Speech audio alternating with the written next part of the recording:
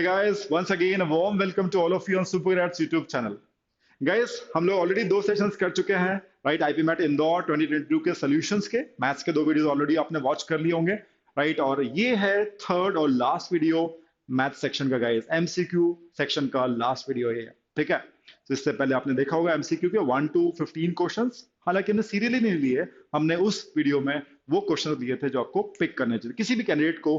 Like selection is the key guys, आप selection सही करते हो, आप उनको राइट अप्रोच करते हो, कम टाइम में वो क्वेश्चन आपसे बन जाएंगे, तो आप कट ऑफ मार्जिन तो क्लियर कर लेते हो कम टाइम में। उसके बाद मॉडरेट लेवल के क्वेश्चन आपको करने चाहिए, ठीक है। सो इस वीडियो में, इस सेशन में राइट हम एमसीक्यू के बाकी बचे वाले क्वेश्चन जिसमें एलआरडीआई का सेट भी इंक्लूडेड है, हालांकि मुझे डीआई तो कहीं दिखा नहीं उसके अंदर, ऑल लॉजिकल रीजनिंग सेट जो कि काफी मैनेजेबल था if you can know the nuances of the logical reasoning set, properly अपनी चीजों को पकड़ा है, उस कीवर्ड्स पकड़े हुए तो आप गलत नहीं करोगे, otherwise you can know end up wasting lot of time, ठीक है। और एक क्वेश्चन ऐसा था मैट्राइसिस का जिसके लिए मॉक ऑब्जेक्शन रेज किया था स्टूडेंट्स ने, और इंदौर ने उस एक क्वेश्चन के लिए उस ऑब्जेक्शन को एक्सेप्ट किया था और बोनस मार्किंग हुई थी सारे स्टूडेंट्स के लिए। तो इस वीडियो के अंदर वो भी रहेंगे राइट। और कुछ लाइक दो तीन क्वेश्चन वियर टाइप के क्वेश्चन हो सकते हैं लाइक कॉमर्स स्टूडेंट्स के लिए, जिनको लाइक ट्रिग्नोमेट्री एंड मेट्राइसिस या फिर एलिप्स वगैरह कोनिक सेक्शन से थोड़ा सा फियर रहता है, उनके लिए भी क्वेश्चन है, विल बी सॉल्विंग इट, और कहीं ना कहीं आप बहुत कुछ सीखोगे right. I am very sure about it, ठीक है। So why to wait guys, let's start. So guys, we are here with very first question of MCQ section and last year IPMAT 2022. देखते हैं क्या क्वेश्चन था।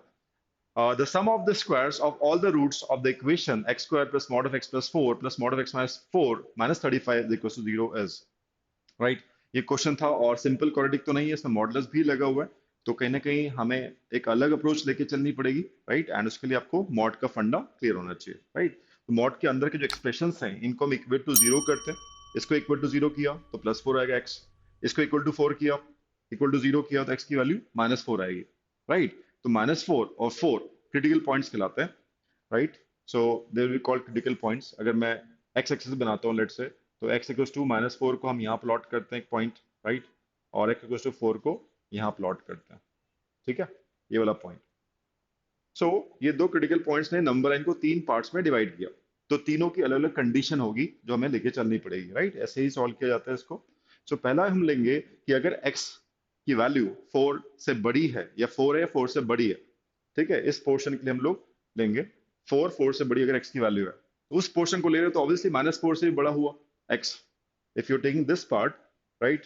So obviously four से भी बड़ा है, माइनस फोर से भी बड़ा x, ठीक है। तो केस वन इसको ले लेते हैं, this case one, let's say इसको हम केस टू ले लेंगे, और लास्ट में बिटवीन वाली हम बात करेंगे, ठीक है। तो पहले हम फर्स्ट केस से चलते हैं, केस वन। इफ की हम बात कर रहे हैं, if x is greater than equal to four, तो ऑब्वियसली माइनस फोर से भी बड़ा ही हो गया ये, ठीक है। सो यहाँ ले रहे हो तो automatically x greater than equal to minus four भी हो ही जाएगा, सीधी सी बात है ना। ये है तो ये तो है ही फर्स्ट पोर्शन के लिए। तो आप बोल सकते हो x minus four greater than equal to zero बोल सकते हो, और x plus four greater than equal to zero. तो बेसिकली आपने ये अज्यूम किया, और मॉड का फंडा यही होता है कि आपने ये चीज अज्यूम की है x माइनस फोर जीरो से बड़ा है, ये चीज आपने अज्यूम की है जीरो से बड़ी, तो mod of x minus four को आप रिप्लेस कर सकते हो plus of x minus four से। x प्लस फोर को आप जीरो जीरो से बड़ा मान रहे हो, इस एक्सप्रेशन को जीरो से बड़ा मान रहे हो राइट, अज्यूम कर रहे हो, तो mod of x plus four की value plus of x plus four हो जाती है। तो ये चीज हमने अज्यूम की। देन इफ देन हम बात करते हैं, ठीक है। तो ऑब्वियसली इससे भी बड़ा है, x प्लस फोर से भी हम बड़ा लेके चल रहे हैं, x माइनस फोर से बड़ा लेके चल रहे हैं, तो दोनों मॉड रिप्लेस होंगे positive plus of x plus four and plus of x minus four से। रख के देखते हैं क्या इक्वेशन बनती है। एक्स स्क्वायर प्लस मॉड हट जाएगा क्योंकि हमारा अजम्पशन ये है right. So it is x plus four plus x minus four minus thirty five is equal to zero. इसको हम सॉल्व करते हैं, four is getting cancelled, so it is x square plus two x minus thirty five is equal to zero.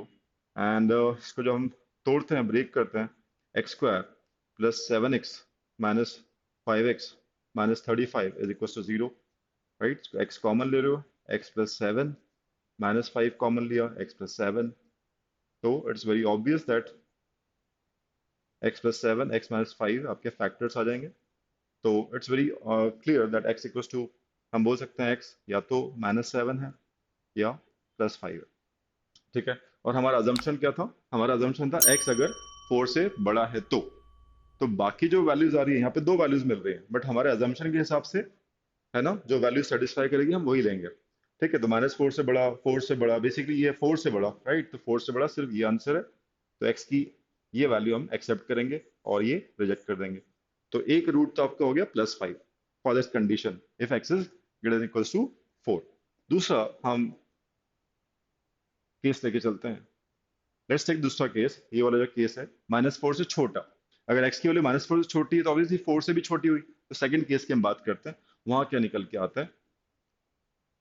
If x is less than -4, ठीक है, and obviously x less than +4 भी हो जाएगा, सीधी सी बात, राइट। सो हम बोल रहे हैं x +4 लेस देन 0 बोल रहे हैं, एंड x -4 लेस देन 0। तो इसका मतलब इस एक्सप्रेशन को, इस मॉड के अंदर जो एक्सप्रेशन है इसको आपने 0 से छोटा माना है, इसको भी छोटा माना है, राइट। तो मॉड हटेगा और नेगेटिव ऑफ दिस एक्सप्रेशन से रिप्लेस हो जाएगा, ठीक है। तो ये आपने माना है, यही मॉड का डेफिनेशन है। स्टूडेंट शुड नो कि मॉड की डेफिनेशन ये होती है, इसके हिसाब से प्रोसीड किया जाता है क्वेश्चन को, तो कभी भी गलती नहीं होगी आपसे, ठीक है। सो ये मॉड हटेगा, माइनस ऑफ दिस से रिप्लेस करेंगे। सो एक्स स्क्वायर माइनस से रिप्लेस होगा mod minus of x +4 minus of x -4 -35, right, is equal to 0। इस क्वाड्रेटिक को हम सॉल्व करेंगे।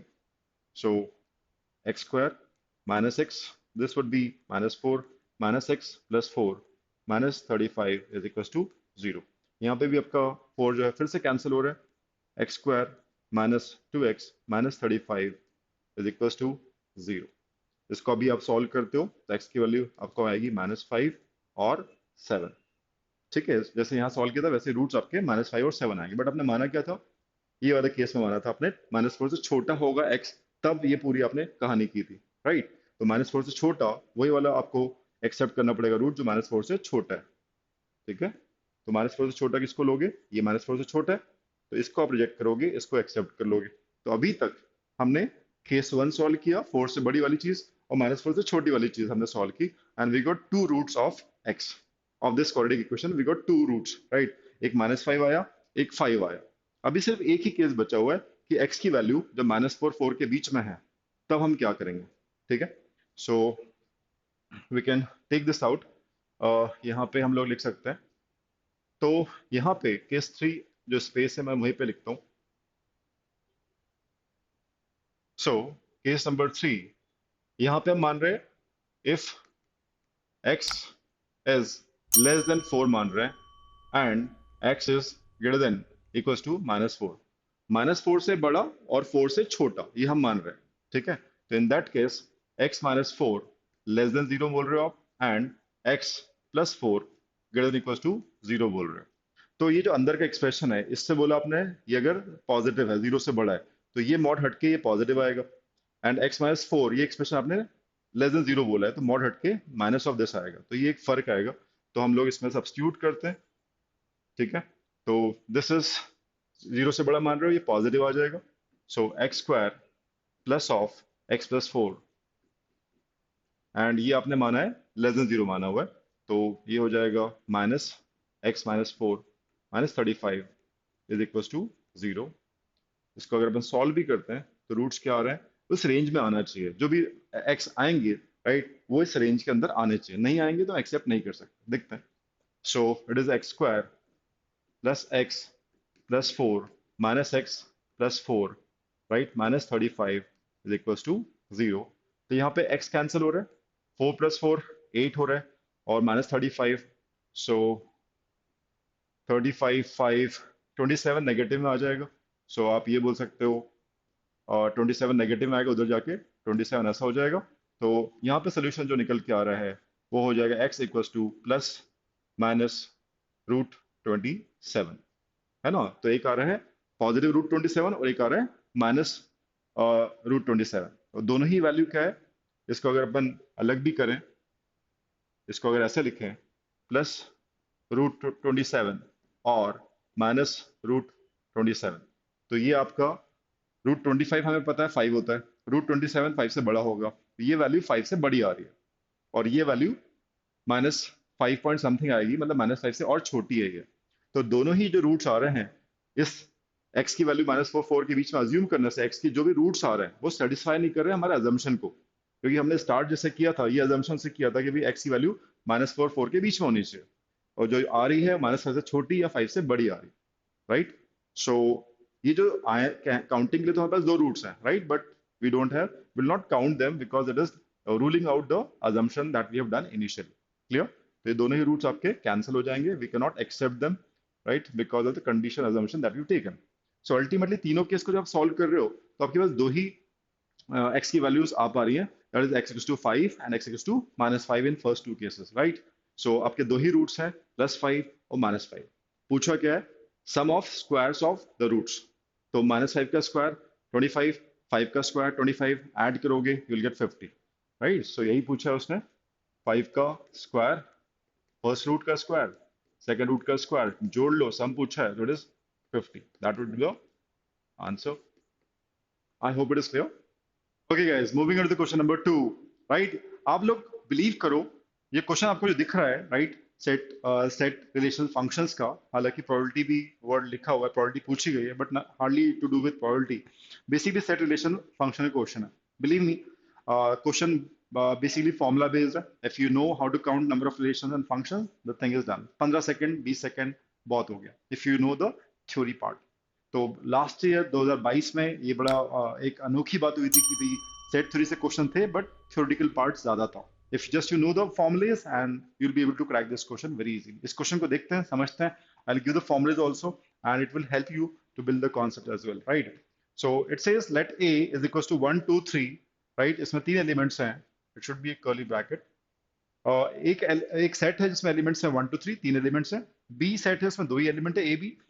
Assuming all relations from, it should be from set A to set B are equally likely, what is the probability that a relation from A to B is also a function?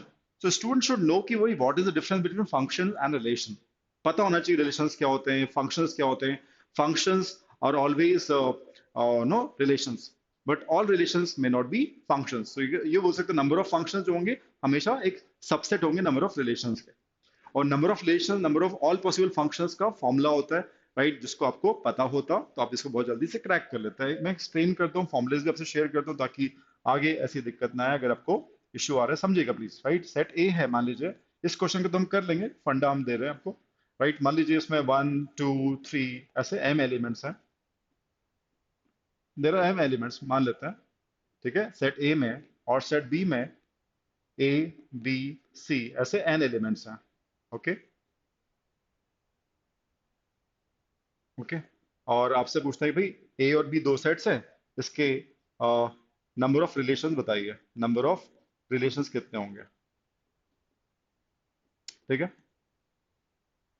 From set A to set B, right. So formula says 2 की power जितने भी elements हैं इसमें m, इसमें कितने elements हैं n, इनका product करेंगे, वो रेस कर देंगे 2 की पावर m क्रॉस n। सो 2 की power m cross n would give total possible relations, ठीक है। फंक्शंस का भी फॉर्मूला होता है, वो भी लिख सकते हैं, number of functions, all function, right. Onto वगैरह की हम बात नहीं कर रहे, all possible functions, all functions की जब हम बात करते हैं, ठीक है, नंबर ऑफ ऑल फंक्शंस की जब बात करते हैं, और स्पेशली यहाँ लिखा from A to B, right. तो ए टू बी अगर उसने मेंशन किया है तो यहाँ पे एम है ए में और बी में कितने हैं, एन है, तो यहाँ पे जो फॉर्मूला हो जाएगा that would be N to the power M, right. अगर यहाँ पे b टू a लिखा होता तो हम m to the power n कर देते हैं। I just write the formula, right, all functions. अगर पूछता b टू a पूछता तो हम उल्टा कर देते, ठीक है, m to the power n हो जाता। फिलहाल उसने a टू b बोला हुआ है, तो will be using this formula and this formula to get the probability, ठीक है। फंक्शंस की काउंट निकालेंगे, उसको न्यूमरेटर बनाएंगे, राइट। सो देखते हैं कैसे आएगा। हमारे इसमें क्या दिया हुआ है, इसमें जो m की वैल्यू है वो 3 है, यहाँ पे हमारा जो m है, राइट, दैट इज 3, एंड जो n है दैट इज 2, राइट। सिंपली अगर मैं न्यूमरेटर, प्रोबेबिलिटी का जो न्यूमरेटर है दैट इज फंक्शंस का काउंट, दैट इज n की पावर m, तो यहाँ पे 2 to the power 3 हो जाएगा। सो यहाँ लिख देते हैं probability of this. So functions would be 2 to the power 3, right. And हमें रिलेशन चाहिए जो हमारा डिनोमिनेटर हो जाएगा प्रोबेबिलिटी का 2 की power m cross n। So m cross n is what, 3 to the 6। तो 2 to the power 6 हो जाएगा हमारा formula. 2 to the power 6 would be the total possible relations. तो total functions divide by total relations, इसका जो ratio होगा वो हमारी प्रोबेबिलिटी हो जाएगा। So it is 2 to the power 3 cancel हो जाएगा, तो 2 to the power 3 ही रह जाएगा। 2 to the power 3 ऊपर नीचे कैंसिल, ये आपका आ जाएगा answer, right. So C is the answer, right. Easy था। Okay guys, so next question पे चलते हैं। क्वेश्चन नंबर 4 है उस सेक्शन का, एमसीक्यू सेक्शन का। देखते हैं। The set of real values of x for which the inequality log 8 to the base 27 less than equals to log x to the base 3 less than 9 to the power 1 upon log 3 to the base 2, ये एक inequality आपको दी हुई है। holds for what all values of x, किसके लिए hold करती है? True, ठीक है। So let us see guys how to crack this question. सबसे पहले जो इनिक्वालिटी दी हुई है उसको हम ध्यान से लिखें। Log properties are important to know, ठीक है। उसके बिना आप कैसे करोगे question, right. So log properties पता होनी चाहिए। Less than 9 to the power 1 upon log 3 to the base 2। तो काफी सारी लॉग की दो तीन प्रॉपर्टीज हैं जो एक साथ लगने हैं, उसके बाद ही आप क्वेश्चन क्रैक कर पाओगे, right. So I will be telling you which all log properties are being used here, right. सबसे पहले जैसे कि आप देख पा रहे हैं यहाँ पे भी कुछ ना कुछ 3 का कनेक्शन है। यहाँ 3 दिख रहा है आपको बेस में, या 27 दिख रहा है, ठीक है। तो ये 27 इसको आप 3 क्यूब लिख सकते हो, राइट। सो लॉग ऑफ 8 लिखा, इसको 3 क्यूब लिखा, ठीक है, is equal to less than equal to log of x to the base 3 लिखा लेस देन 9। यहाँ पे एक प्रॉपर्टी लगा रहा हूं मैं, यहाँ लिख भी देता हूँ प्रॉपर्टी, यहाँ लिख देता हूँ फर्स्ट प्रॉपर्टी जो लगा रहे हैं। 1 upon log 3 to the base 2 को हम लिख सकते हैं log 2 to the base 3। That means log of 8 the base b, right, is equal to 1 upon log b to the base a। ये प्रॉपर्टी आपको पता होनी चाहिए, वही हम यूज कर रहे हैं। a to the base b, log a to the base b को हम लिख सकते हैं 1 upon log b to the base a। अगर ऐसा है तो ऐसा लिख सकते हो आप। तो यहाँ पे 3 टू द बेस 2 था, 1 अपॉन था पूरा, तो ये रेसिप्रोकल था, इनवर्स था, तो हमने उसको रिप्लेस कर दिया log 2 to the base 3। Clear, ठीक है। तो एक प्रॉपर्टी तो हमने ये लगाई। उसके बाद एक और प्रॉपर्टी है यहाँ पे, पावर आप देख सकते हैं यहाँ पे 3 है ना, यहाँ पे भी 8 है। तो चाहे तो इस 8 को आप लिख सकते हो 2 cube and 3 cube less than equals to log of x to the base 3 less than, यहाँ पे एक और प्रॉपर्टी आप लगा सकते हो, 9 को आप 3 स्क्वायर लिख सकते हो, 3 square log 2 to the base 3, ठीक है। सो यहाँ पे एक और प्रॉपर्टी लगेगी, आई am just right it here. इसको हम क्या कर रहे हैं, यहाँ से पावर जो है, जो प्रॉपर्टी है उसी को हम यूज करेंगे।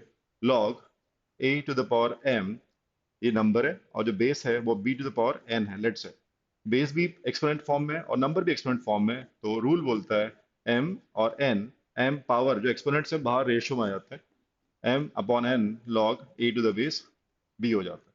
यहाँ पे पावर 3 है, यहाँ पे पावर 3 है, दोनों बाहर आएंगे रेशियो में, राइट। सो 3/3 1 हो जाएगा, 3/3 राइट 1 हो जाएगा, रह जाएगा सिर्फ log 2 टू द बेस 3 रह जाएगा, less than equals to log x to the base 3।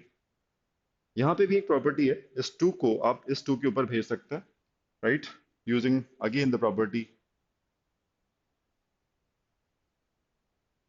आप जानते होंगे इसको, log a to the power m है, इसको आप लिख सकते हो m डॉट log a।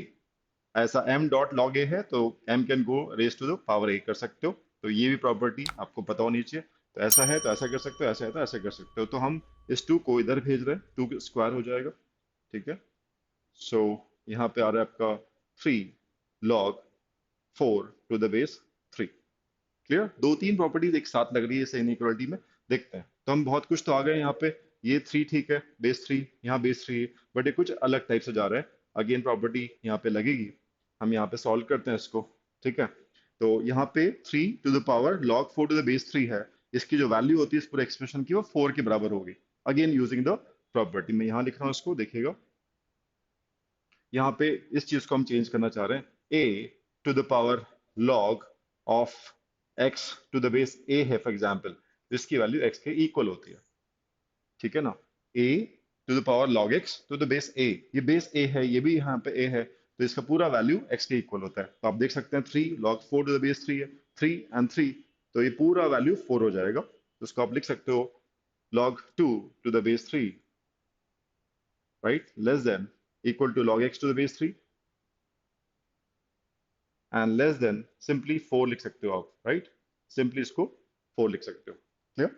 और यहाँ पे log की टर्म्स में है, ये log की टर्म्स में है, उसको भी हम log की टर्म्स में बना सकते हैं। कैसे? सिंपली हमें 1 मल्टीप्लाई करना है, राइट, और 4 1 मल्टीप्लाई करना है, 1 को आप लिख सकते हो log, ये सब 3 की बेस में है, तो यहाँ लिख सकते हो log 3 टू द बेस 3, ऐसा लिख सकते हैं, इसमें कोई इशू नहीं है, because log 3 to the base 3 की वैल्यू 1 होती है। तो हमने 4 को 1 से मल्टीप्लाई कर दिया, तो उससे हुआ क्या, तीनों के तीनों जो टर्म्स हैं जिसमें इनइक्वलिटी जिनके बीच में लगी हुई है, वो सब log टू द बेस 3 में एक्सप्रेस हो गए, राइट।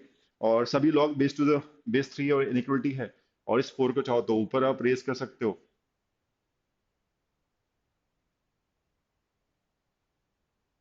4 उधर चले जाएगा, 3 टू पावर 4, सो ऐसा हो गया log 3 टू पावर 4 बिकम 81। ठीक है, ये इनइक्वलिटीज हैं।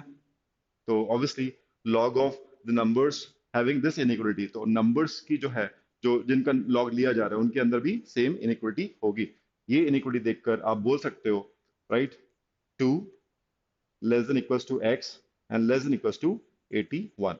तो जो क्वेश्चन में पूछा गया है कि x की क्या रेंज होगी जिसके लिए इनइक्वलिटी सेटिस्फाई होगी, तो आपके सामने आंसर ही आ गया, राइट। यहाँ पे लेस देन इक्वल टू है, दैट मीन्स 2 इंक्लूड होगा, और x लेस देन 81 है, 81 एक्सक्लूड होगा। ठीक है, 2 इज इंक्लूसिव, तो यहाँ पे 2 इंक्लूसिव है, 81 एक्सक्लूड हो रहा है, आंसर इज देयर।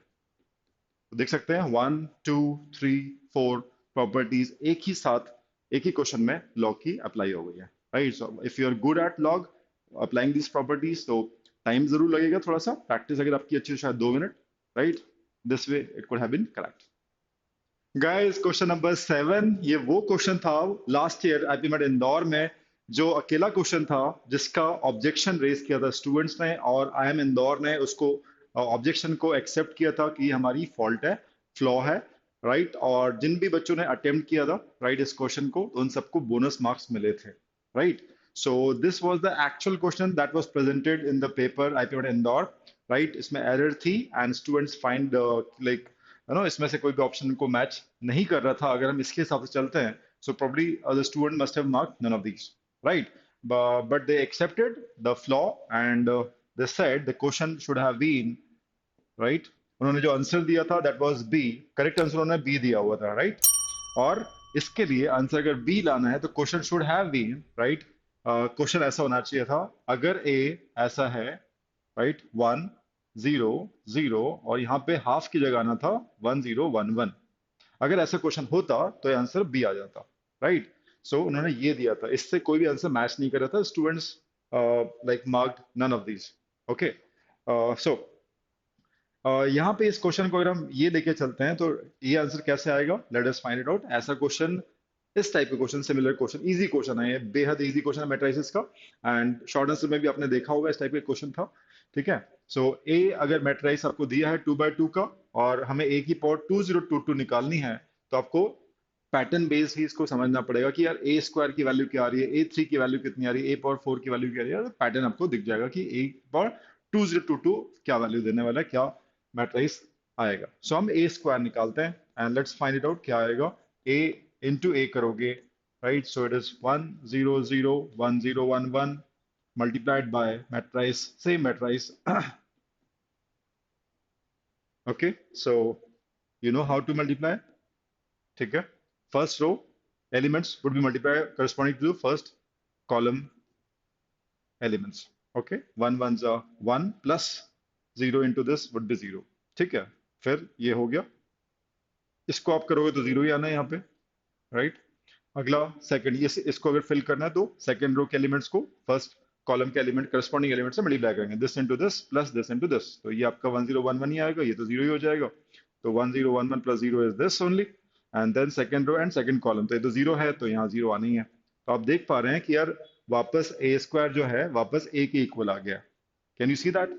ठीक है, तो आप यहाँ पे ए की पावर 3 भी करोगे तो फिर भी आपको वापस ए ही मिलेगा, ए की पावर 4 करोगे तो आपको ए ही मिलेगा, पावर कुछ भी हो 2022 ही क्यों ना हो, आपको वापस ए ही मिल जाएगा, राइट। तो यहाँ पे ए की जो वैल्यू थी, मतलब दिस इज वाज ए 101011, तो बी आंसर आएगा, right? So that way simple, but क्योंकि उनका मिसप्रिंट था तो student got right formula, right? काफी टाइम उन्होंने ले लिया because they did not find any of the option right, so they mark none of these. Though initially उनका negative mark हुआ था, बट जैसे ही ऑब्जेक्शन रेज किया काफी सारे स्टूडेंट्स ने, और सिर्फ ये क्वेश्चन नहीं, बच्चों ने तो कई सारे क्वेश्चन इंग्लिश में और एलआर के सेट में भी कई सारे ऑब्जेक्शन रेज कर दिए थे, but they accepted only this flaw, this objection was considered and bonus marks was given to them, right? -1 जो था वो भी हटा और प्लस फिर उनको और मिले जिन्होंने अटेम्प्ट किया था, right guys? This was question number 7 on matrices. चलो, moving to the next question guys. Question number 8 was from topic progression algebra, very important topic, don't miss this topic, अच्छे से कर लो, राइट? क्वेश्चन बन जाते हैं, इतने मुश्किल भी नहीं आते हैं। देखते हैं क्वेश्चन क्या है। The sum of the first 15 terms in an AP is 200 while the sum of the next 15 terms next 15 terms is 350, then the common difference is, उस एपी का कॉमन डिफरेंस क्या होगा? आपको ऑप्शंस दिए होंगे, ठीक है? इसमें बस एक ही कैच है, जो आपको फॉर्मूले पता है सम ऑफ एन टर्म्स के, वो फॉर्मूले होते हैं फर्स्ट एन टर्म्स के। सीरीज अगर दी है तो स्टार्टिंग से लेके एन टर्म तक का आप टर्म्स का सम निकाल सकते हो यूजिंग द फॉर्मूलेस। दो फॉर्मूले आपको पता होंगे, n by two bracket 2a plus N minus 1 d, या n by two bracket first term plus last term, right? AP में ये दो फॉर्मूलेस हमको पता होते हैं। तो यहाँ पे फर्स्ट लाइन तो ठीक है, sum of first 15 terms, fine, we can apply the formula. But अगला जो लिखा है, right, that is sum of next 15 terms, मतलब 16, 17, 18, 19 टिल 30 तक का जो सम है वो 350 दिया हो। वो एक कैच है, उसको अगर आपने उसका एक तोड़ निकाल लिया तो क्वेश्चन बन जाएगा, that is a catch. So देखते हैं guys, sum of first 15 terms, formula जो अप्लाई होने वाला है वो हम देख लेते हैं। S N N by two bracket twice of A plus N minus one D, apply तो यही होने वाला है, ठीक है? इस फॉर्मूले को है, फर्स्ट लाइन में कोई इशू नहीं है, फर्स्ट लाइन आप आराम से S15 आप निकाल सकते हो। फर्स्ट 15 टर्म्स की बात की है, 15 divide by 2 bracket 2a plus 15 minus 1 that is 14 d is equal to, दिया हुआ है आपको 200, इट्स गिवन, इक्वेशन 1। उसके बाद S नेक्स्ट 15 टर्म्स बोला है, 15 के बाद 16 से लेके नेक्स्ट 15 टर्म्स बोला है, तो इसको आपको आइडियली कैसे आप करोगे वो आपको सोचना चाहिए। एस 15 टर्म्स, नेक्स्ट 15 टर्म्स निकालना है तो एस 30 निकाल लो, फर्स्ट टर्म से लेकर 30 टर्म तक का सम निकालो यूजिंग दिस फॉर्मूला एस 30, और उसमें से फर्स्ट 15 टर्म्स का सम माइनस कर दो जो कि ऑलरेडी दिया हुआ है 200, उसको आप सब्ट्रैक्ट कर दो। So I just make it for you. देखो, sum of next 15 terms simply ऐसे करो, एस 30, ठीक है, माइनस एस 15, यहाँ पे जो एस 15 है that is first 15 terms, and ये जो 30 है फर्स्ट 30 टर्म्स है, ठीक है? सो यहाँ पे तो हमें फॉर्मूला लगाना पड़ेगा, और एस 15 हमको ऑलरेडी दिया 200, है ना? और ये जो आपका एस नेक्स्ट 15 टर्म्स है, इसकी वैल्यू भी क्वेश्चन में लिखी है कि भाई 15 टर्म्स 350 है, तो ये इक्वेशन सॉलिड है, ठीक है? तो एस 30 जो होगा, ये आपकी वैल्यू कितनी दी है? 200 दी हुई है, एस 15 फर्स्ट 15 टर्म्स, राइट? तो एस 30 का जो वैल्यू आएगा वो आ जाएगा 550, क्लियर? सो इससे आपकी इक्वेशन 2 आ जाएगी, 1 और 2 जो भी बनेगी इक्वेशन उसको सॉल्व करोगे, you'll get value of d. S 30 कितना आएगा देखते हैं, 30 divide by 2 bracket 2a plus 30 minus 1 that is 29 d, right, is equals to 550, clear? तो this is what the equation 2 या 3 आप जो भी इसको कह लें, इसी को आप 2 बोल लीजिए, राइट गाइस? तो ये है इक्वेशन 1, इक्वेशन 2, इसको हम सॉल्व करेंगे and will get the answer. देखते हैं क्या इक्वेशन सिंप्लीफाई करके क्या आ रही है, लेट्स सी दिस। तो इसको ऐसे रहने देते हैं, 15 बाय 2 को उधर क्रॉस मल्टीप्लाई करते हैं, तो this is 2a plus 14d, let it be like this, and 200 15 by 2 को 2 बाय 15 कर देते हैं, राइट? ये होगी इक्वेशन 1 को ऐसे फ्रेम किया, एंड यहाँ पे इसको भी 2a प्लस 29d रहने देते हैं, राइट? और 30 बाय 2 15 हो जाता है, राइट? 30 बाय 2 भी लिख सकते हैं, 550 इंटू 2 बाय 30 कर लेते हैं, ठीक है? यहाँ पे कुछ कैंसिल हो सकता है, आई थिंक 5 से कैंसिल होगा, तो दिस वुड बी 3, एंड 5 से कैंसिल होगा तो ये 40 हो जाएगा, तो ये 80 बाय 3 हमारा राइट हैंड साइड आ गया। यहाँ पे जीरो कैंसिल हो रहा है और तो कुछ कैंसिल होगा नहीं, 55 2 टाइम्स इज 110 डिवाइड बाय 3, तो ये हमारा राइट हैंड साइड हो गया। इसको इसलिए ऐसा रखा ताकि जो ए है वो हम इजीली रूल आउट कर पाए, डायरेक्टली डी आ जाए, ठीक है? So let's solve and will get the answer. Simply क्या करेंगे, राइट? सो क्या करना है, इक्वेशन को सब्ट्रैक्ट करना है ताकि एलिमिनेट हो जाए ए। तो माइनस माइनस और यहाँ पे भी माइनस। सो देखते हैं कितना होता है। ये 29 नेगेटिव कर लो, ये इसमें से इसको माइनस कर लो, गेट सेम थिंग। नेगेटिव आ रहा है तो कट जाएगा, नेगेटिव कोई इशू नहीं है। सो 29 एंड 14, सो माइनस 15, डी आ जाएगा 110 और 80 है तो 30 हो जाएगा। -30/3, नेगेटिव टर्म्स कैंसिल। सो डी की जो वैल्यू है दैट इज 10/15 आ रही है, विच इज 2/3। ठीक है ना? तो ऑप्शन नंबर, या this would be the answer, right guys? So guys we are at question number 11, right? Question अगर आप पढ़ेंगे तो आपको समझ में आएगा कि ये रेसेस टॉपिक्स है, जो कि स्पीड डिस्टेंस टाइम चैप्टर का है, अरिथमेटिक का एक पार्ट है। ठीक है? और अगर रेसेस के बेसिक कॉन्सेप्ट ये क्लियर है, प्रोपोर्शनलिटी का आपको पूरा पता है, राइट? आपने थॉरोली रेशियो टॉपिक पढ़ा हुआ है, तो easily you will be able to crack this question. देखते हैं कैसे करना है। ठीक है? सो मैं रीड करता हूँ आप लोग के लिए। In a 400 meter race Ashok beats Bipin and Chandan respectively by 15 seconds and 25 seconds. If Ashok beats Bipin by 150 meters, by how many meters does Bipin beat Chandan in the race? ये क्वेश्चन आपसे पूछा गया है, कैसे इसको आप करोगे? ठीक है? So I give the concept behind it. इसमें आपको डायग्राम से थोड़ा सा एक्सप्लेन करना है। अगर आप पहली बार भी पढ़ रहे हैं तो थोड़ा सा आपको आइडिया लगेगा। ये फिनिशिंग लाइन मान लेते हैं, ये स्टार्ट पॉइंट मान लेते हैं, राइट? दिस इज स्टार्टिंग और ये फिनिश हो गया। ठीक है? यहाँ जो पहुंचेगा वो रेस जीत जाएगा। एंड रेस है 400 मीटर्स की, 400 मीटर की रेस है। ठीक है? क्वेश्चन के हिसाब से अशोक भाई साहब जीत रहे हैं, तो अशोक यहाँ पे पहले पहुंचेंगे। और जिस टाइम पे अशोक यहाँ पहुंचा है उसी टाइम पे बिपिन थोड़ा पीछे है, 15 सेकंड पीछे है। मतलब 15 सेकंड में बिपिन ये डिस्टेंस ट्रेवल कर लेगा, यहाँ पहुंच जाएगा। चंदन और पीछे है, चंदन को 25 सेकंड लगेंगे। अशोक यहाँ पहुंचा, उसके 25 सेकंड बाद चंदन यहाँ पहुंच पाएगा।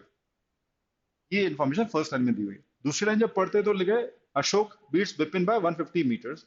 मतलब सिचुएशन यही है, बीट किया है, दैट मीन्स ये जो डिस्टेंस होगी ये 150 मीटर होगी, राइट? सो एक अच्छी बात निकल के आ रही है इस डेटा से कि बिपिन 150 मीटर, अगला 150 मीटर 15 सेकंड में ट्रैवल कर ले। तो बिपिन की स्पीड हम निकाल सकते हैं, that is the crucial thing in this question. ठीक है? तो speed of Bipin is with us. Speed का formula distance travelled upon time taken, 15 second में यहाँ पहुंच जाएगा फिनिशिंग लाइन पे एज पर दिस, राइट? ये दिया हुआ है। तो 150 मीटर वो ट्रैवल कर लेगा अगले 15 सेकंड्स में। तो स्पीड आ गई 10 मीटर पर second, right? Using the speed of Bipin, right, we'll be able to drive this entire question and we'll be able to figure out what is the answer। ठीक है? सो आगे चलते हैं एंड देखते हैं जो रेस है जिसके लिए तीनों भाग रहे हैं, 400 मीटर की जो रेस है, इसकी क्या कहानी है। ठीक है? सो तीनों की हम बात करते हैं। अशोक को कितना टाइम लगा, टाइम निकाल लेते हैं। अशोक, बिपिन, चंदन को कितना वक्त लग रहा है ये पूरी फुल लेंथ रेस को कंप्लीट करने में। ठीक है? इंडिविजुअली। तो अभी क्योंकि मुझे डिस्टेंस तो पता है बट मुझे स्पीड सिर्फ एक की पता है, तो मैं इसका टाइम निकाल सकता हूँ और उसकी हेल्प से बाकी का टाइम निकाल सकता हूँ, राइट? तो 400 मीटर की रेस बिपिन कंप्लीट करते हैं अपनी स्पीड से 10 मीटर्स पर सेकंड के हिसाब से। तो 400 divide by 10, that is you will get the answer 40 seconds. 40 seconds Bipin को लगता है अपनी रेस को फुल कंप्लीट करने में, राइट? और फर्स्ट लाइन को आप ध्यान से पढ़ेंगे तो आपको समझ में आएगा कि अशोक को लगता है 15 second come, that is 25 seconds, right? और ये भी लिखा है कि अशोक ने चंदन को बीट किया था 25 सेकंड से। तो इनको अगर 25 सेकंड लग रहे हैं तो चंदन को 25 सेकंड और लगेंगे, दैट इज 25 प्लस 25, ये 50 सेकंड हो जाएगा। ओके? तो it is 50 seconds Chandan will take, right? Now speed इनकी तो पता है, स्पीड भी लिख देते हैं। क्या क्या स्पीड आ रही है? स्पीड एक की तो कोई स्पीड की जरूरत नहीं है, इसकी स्पीड हम लोग निकाल ही चुके हैं, 10 मीटर पर सेकंड। ठीक है? तो 400 मीटर की रेस अगर चंदन 50 सेकंड में ट्रेवल करता है तो 400 डिवाइड बाय 50 करोगे, राइट? तो विल गेट उसकी स्पीड आ जाएगी, दैट इज 8 मीटर पर सेकंड। ठीक है? बिकॉज अल्टीमेटली पूछा जा रहा है कि बिपिन ने चंदन को कितने मीटर से बीट किया, करेक्ट? तो हमें इन्हीं दोनों से मतलब है, इन दोनों की हमको स्पीड मिल गई 10 एंड 8, तो मेरे ख्याल से आंसर आ ही जाएगा। 40 सेकंड्स लगते हैं फिनिशिंग लाइन पर पहुंचने के लिए, 400 मीटर ट्रैवल करने के लिए विपिन को लगता है 40 सेकंड। तो इस 40 सेकंड में चंदन अपनी स्पीड से कितना डिस्टेंस ट्रैवल कर लेगा, ये निकालना है आपको, राइट? इस टाइम में चंदन अपनी स्पीड से कितना डिस्टेंस ट्रैवल कर लेगा। डिस्टेंस का फॉर्मूला होता है speed into time. 8 into 40 that is 320। तो ये कर लेंगे भाई साहब 400 ट्रैवल, ठीक है, और ये 40 सेकंड्स में 8 की स्पीड से ओनली 320 ही ट्रैवल कर पाएंगे। तो कितने से बीट किया? 80 मीटर से बीट किया विपिन ने चंदन को। That is answer. I hope it is clear. So ratio and proportion concepts अच्छे से पढ़ लीजिए, that will be useful in races also, right. तो गाइज हम लोग काफी इंटरेस्टिंग क्वेश्चन की तरफ पहुंच चुके हैं। एमसीक्यू का एक क्वेश्चन है, राइट, और फंक्शन के ऊपर बेस्ड क्वेश्चन है, अलजेब्रा का पार्ट है फंक्शन, आप लोगों को पता है। एंड हर बार फंक्शन के ऊपर क्वेश्चन आते हैं, दो तीन क्वेश्चन आते हैं, और कुछ तो बेहद इंटरेस्टिंग होते हैं हर बार की तरह। ये भी काफी इंटरेस्टिंग था। अप्रोच देखते हैं कैसे इसको सॉल्व करना था। It says the set of all possible values of F X for which 81 power X plus 81 power F X is equal to 3s। तो एफ एक्स की आपको सेट ऑफ वैल्यूज बतानी है, ठीक है, एफ एक्स की। तो यहाँ पे स्टार्ट ऐसे करेंगे कि यार एफ एक्स को हम कुछ मान लेते हैं, राइट। लेट एफ एक्स को एक वेरिएबल मान लेते हैं वाई, ठीक है, इजी करने के लिए। तो वहां पे हम एफ एक्स की जगह वाई सब्स्टिट्यूट कर देते हैं, देखते हैं कितना आता है। So it is 81 power X plus 81 power Y is equal to 3। F X को हमने रिप्लेस कर दिया, अज्यूम कर लिया वाई से, is perfectly okay till this point, कोई इशू नहीं है। हमें y का एक रेंज निकालना है, ठीक है। उसमें से अगर इसको गौर से देखें, 81 पावर x को देखें, right, so it is always a positive value. 81 power x हमेशा पॉजिटिव रहेगा, नेगेटिव हो ही नहीं सकता। आप जस्ट सोच के देखिएगा, x की वैल्यू आप कुछ भी रखो, जीरो रखोगे, 81 पावर जीरो इज 1, ठीक है। आप इसको कुछ भी रखो, डेसिमल भी रखोगे, हाफ भी रखते हो, राइट, तो भी वो हमेशा जीरो से बड़ा ही रहेगा। तो 81 पावर x की वैल्यू कुछ भी हो, 81 power x is always positive, right. तो अगर हम बोल रहे हैं when 81 power x is always positive means always greater than 0, we can say that, then we can always say कि यार इसको हम उधर ले जाते हैं, ट्रांसपोज करते हैं, तो ये 81 पावर x बेसिकली क्या हो जाएगा, 3 माइनस 81 पावर y हो जाएगा। तो जब ये हमेशा जीरो से बड़ा है तो हम लिख सकते हैं 3 minus 81 power y will also be greater then 0, और we can say 3 greater than 81 power y, ये भी सही है। और ये भी लिख सकते हैं 81 को आप 3 की पावर 4 लिख सकते हो, ये भी ठीक है। तो ये इनइक्वलिटी में अब जो दो नंबर के बीच में इनइक्वलिटी है, दोनों नंबर्स में बेस बिल्कुल सेम है, बेस सेम है, मतलब ये इनइक्वलिटी इनकी पावर्स में भी लग जाएगी। तो हम बोल सकते हैं यहाँ पे पावर क्या है, 1 है। तो वी कैन कंक्लूड कि यार 1 would also be greater than 4y, correct. So यहाँ से और आगे जाओगे तो 4 से आप डिवाइड करोगे both side, 4 is a positive value, तो inequality sign will not change, divide both side by 4 plus 4, so it is 1 by 4 greater than y पे हम पहुंच जाते हैं, राइट। सो 1 बाय 4 y से बड़ा है, और you can say simply y should be less than 1 by 4। और y क्या माना था अपने, fx माना था, राइट, y वाज fx। तो कहीं ना कहीं हमें ये मिल जाता है कि यार हमारा जो फंक्शन x है, fx है, वो 1 बाय 4 से छोटा होना चाहिए, 0.25 से छोटा होना चाहिए, राइट। 0.25 से छोटा कहीं तक भी, till negative infinity, right. So आप देख सकते हैं आंसर इज ए ऑप्शन, 0.25 से नेगेटिव इन्फिनिटी तक कुछ भी। तो this is very interesting approach for this particular question based on functions. चलिए सो क्वेश्चन नंबर 17 देखते हैं क्या क्वेश्चन पूछा गया था और इसको कैसे क्रैक करना चाहिए, what could be the hack to crack this question, ठीक है। So let's read this question. For 0 less than theta less than pi by 4 that is 45 degree, let a equals to this number, b equals to this number, expression दिया है आपको cos sin log के terms में, c भी एक number दिया है उसी टाइप से कुछ दिया है, d equals to sin theta power sin theta log sin theta base 2, ठीक है। तो चार नंबर्स आपको दिए गए, पूछा है then the median value in the sequence a b c d s। अब मीडियन आपको पता होना जरूरी है, तभी आप इस क्वेश्चन को अटेम्प्ट कर सकते हो, राइट। चार नंबर्स दिए गए हैं, right, sin theta power cos theta something into log of something, ऐसे एक्सप्रेशंस दिए हैं एबीसीडी के, फिर बोला है कि मीडियन बताइए इन चारों का। मीडियन का फंडा होता है कि भाई जितने भी नंबर्स आपको दिए गए हैं, राइट, उनको अरेंज कीजिए इंक्रीजिंग या डिक्रीजिंग ऑर्डर में, राइट। अगर जैसे इस केस में चार नंबर है तो अरेंज करना है सबसे पहले आपको इंक्रीजिंग डिक्रीजिंग ऑर्डर में, लेट्स से। और मिडिल में जो नंबर्स होंगे, बिकॉज चार नंबर से तो मिडिल में एक नंबर आ नहीं सकता, दो नंबर्स आएंगे, second position and third position, right, after arranging. तो सेकंड थर्ड पोजीशन पे जो भी नंबर्स होंगे उनका जो मीन होगा, that will the median of all four numbers. तो ये थ्योरी आपको पता होनी चाहिए, और इससे ये भी क्लियर हो गया कि भाई हमको ये पता करना बड़ा जरूरी है कि चारों में से सबसे बड़ा कौन है, सबसे छोटा कौन है, राइट। तो जब सबसे बड़ा सबसे छोटा छोटा मिल जाएगा तो ऑब्वियसली बीच के दो मिल जाएंगे, उनका मीन ले लेंगे, दैट इज आंसर। ऑप्शन भी कुछ ऐसे ही दिए हुए हैं, है ना। तो बीच के दो नंबर्स प्लस करके divide by two is mean निकाल रहे हैं, बेसिकली ऑप्शन उसी टाइप से दिए हैं, ठीक। सो स्टार्ट करते हैं, इसकी अप्रोच क्या होगी, क्या करना चाहिए था ताकि हमारा आंसर आ जाता, लेट्स सी। तो यहाँ पे हम वैल्यू प्लग इन कर सकते हैं गाइस। 0 45 के बीच में बोला है थीटा को, सब थीटा की टर्म्स में आपको दिख पा रहा है। ठीक है, तो it's better to assume like theta equals to a value that we know, we all know. उस टेबल में आपको पता है 0 to 90 आपका टेबल याद ही होता है।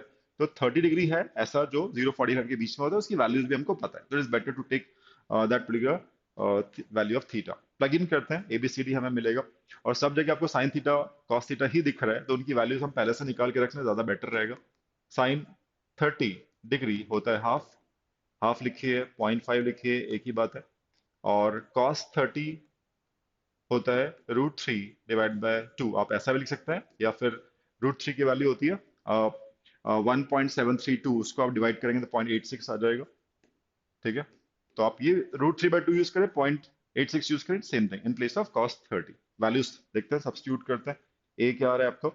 ए sine 30 that is 0.5 to the power 0.5 log cos cos 30 का वैल्यू हम लोग ये लिख सकते हैं √3/2, राइट। सो इजी रहेगा, फ्रैक्शन में लिखेंगे तो 0.86 भी लिख सकते हैं, बट √3/2 लिख के थोड़ा आसान से आप उसको लॉग की वैल्यू निकाल पाओगे। बी देखते हैं, बी क्या है? कॉस थीटा दैट इज, इसको डेसिमल में ही लिखते हैं, कॉस 30 0.86 पावर 0.5। और यहाँ पे फ्रैक्शन में ही लिखेंगे log of sine theta is what, half. तो ये हमने हाफ लिखा। ठीक है, बेस 2 चल रहा है। सी यहाँ पे 0.5 द पावर 0.86। ठीक है, log √3/2, बेस सब में 2 है। Last is sine theta two the power sine theta 0.5 log of कितना दिया है, इज हाफ, राइट। सो अभी हमें ये सब तो ठीक है, बट ये जो चीज है इसकी अगर वैल्यू मिल जाए तो क्वेश्चन क्रैक करना थोड़ा आसान हो जाएगा। ठीक है, सो लेट्स सी क्या इसकी हम वैल्यू निकाल सकते हैं। I think this is easier. log half निकालना आसान है, बिकॉज log हाफ को आप लिख सकते हो, log 1/2 को लिख सकते हो log 1 minus log 2। log 1 is 0 and log 2 to the base 2 is 1। 0 minus 1 करोगे तो -1 आ जाएगा, तो दिस इज इजियर। ठीक है, इसको हम ऐसे लिख सकते हैं, इसकी इन दोनों की वैल्यूज हमें पता चल गई है, -1। तो इसको अच्छे से लिख दो, 0.86 तो वैसे ही रहेगा, पावर 0.5। इसको हम देखेंगे, कंपेयर करेंगे, मल्टीप्लाइड बाय ये हो गया आपका -1। और यहाँ पे भी हो जाएगा same, 0.5 to the power 0.5 into -1। ठीक है, अब बच गया log √3/2 बेस 2 में कैसे निकालेंगे। यहाँ पे वैल्यू अलग से निकाल के देखते हैं कैसे इसको सॉल्व करें। अप्रोक्सीमेटली एग्जैक्ट वैल्यू तो आपको पता नहीं होगी, ठीक है, और कैलकुलेटर नहीं मिलेगा कि आप log की वैल्यू निकाल लो। तो log ये देखिएगा, यूजिंग log प्रॉपर्टीज हम लोग अप्रोक्सीमेट तो निकाल ही सकते हैं, right. So what I can do is, इसको आप लिख दीजिए log √3 minus log 2 using property. ठीक है, अब 3 की पावर क्या है, रूट लगा है मतलब पावर हाफ है, तो हाफ बाहर आ सकता है प्रॉपर्टीज यूज करके। हाफ बाहर लिख लिया आपने, log ऑफ 3 बेस 2, और ये तो 1 ही होता है। ठीक है, अब log 3 की वैल्यू बेस 2 पे थोड़ी हमें पता रहता है, राइट। तो वहां पे आपको एक गेस वर्क ही करोगे आप, अप्रोक्सीमेट करना है सॉल्व इन दैट केस। तो हम बोल सकते हैं 3 log 3 की वैल्यू log 2 log 4 के बीच में होगी। log 2 टू द बेस 2 1, और log 4 टू द बेस 2 वो आ जाएगा, 4 को आप 2 स्क्वायर लिखोगे 2 बाहर आएगा, सो दैट वुड बी 2। तो log 3 की वैल्यू पक्का log 2 log 4 के बीच में है, या फिर बोल सकते हो 1 और 2 के बीच में वैल्यू होगी log 3 की, है ना, अगर बेस 2 है तो this is definitely between 1 and 2। तो इसको आप बिटवीन बोला तो आप लगभग हाफ 1.5 मान लो, 1 और 2 के बीच में। ठीक है, हो सकता है कुछ कम ज्यादा हो, राइट। -1 किया, 0.5, 1.5 का हाफ इज 0.75, उसमें से आपको 1 कम करना है, तो -0.25 आ जाएगा।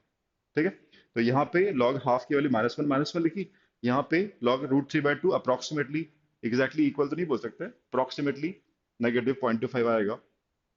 सो इसको भी हम सॉल्व करने के लिए इसको लिख सकते हैं, ये तो ऐसे ही रहेगा 0.5 टू द पावर 0.5, और ये हमने निकाल ही लिया है ऑलमोस्ट -0.25। एंड सेम चीज यहाँ पे भी आ जाएगी, इसको ऐसे लिखते हैं 0.5 पावर 86 इंटू -0.25। तो हुआ क्या, हमने थीटा की वैल्यू 30 अज्यूम करके यहाँ पे हमने सब्स्टिट्यूट कर दिया, राइट, और अप्रोक्सीमेटली करके हमने log की वैल्यू निकाल के पूरा हमने वैल्यूज पे ले आए। एक चीज नोट करने, ऑब्जर्व करने लायक है, ये सारी वैल्यूज नेगेटिव हैं। ठीक है, तो हमें ये पता करना है सबसे बड़ा कौन है, सबसे छोटा कौन है। तो इसका ध्यान रखना बेहद जरूरी है कि भाई सब नेगेटिव नंबर्स हैं, तो जिसका मैग्नीट्यूड हाई रहेगा, राइट, वो नंबर छोटा रहेगा, बिकॉज नेगेटिव नंबर्स है। ठीक है, जैसे -10 is lesser than -2, 10 is magnitude, but minus के साथ वो छोटा हो जाता है। ठीक है, सो उसी हिसाब से आप जिसका मैग्नीट्यूड हाई रहेगा वो नंबर उतना ही छोटा हो जाएगा, इसका ध्यान रखना। ठीक है, कंपैरिजन करेंगे तो things will become very easy. So सबसे पहले हम लोग किसी भी दो नंबर को लिख सकते हो जिसमें कॉमन आपको चीजें दिख रही हैं। सो लेट्स टॉक अबाउट, आप इसको कंपेयर कर सकते हो, जो चीज आपको दिख रही है ए और डी देख सकते हो, बिकॉज ये पोर्शन बिल्कुल सेम है ए और डी का।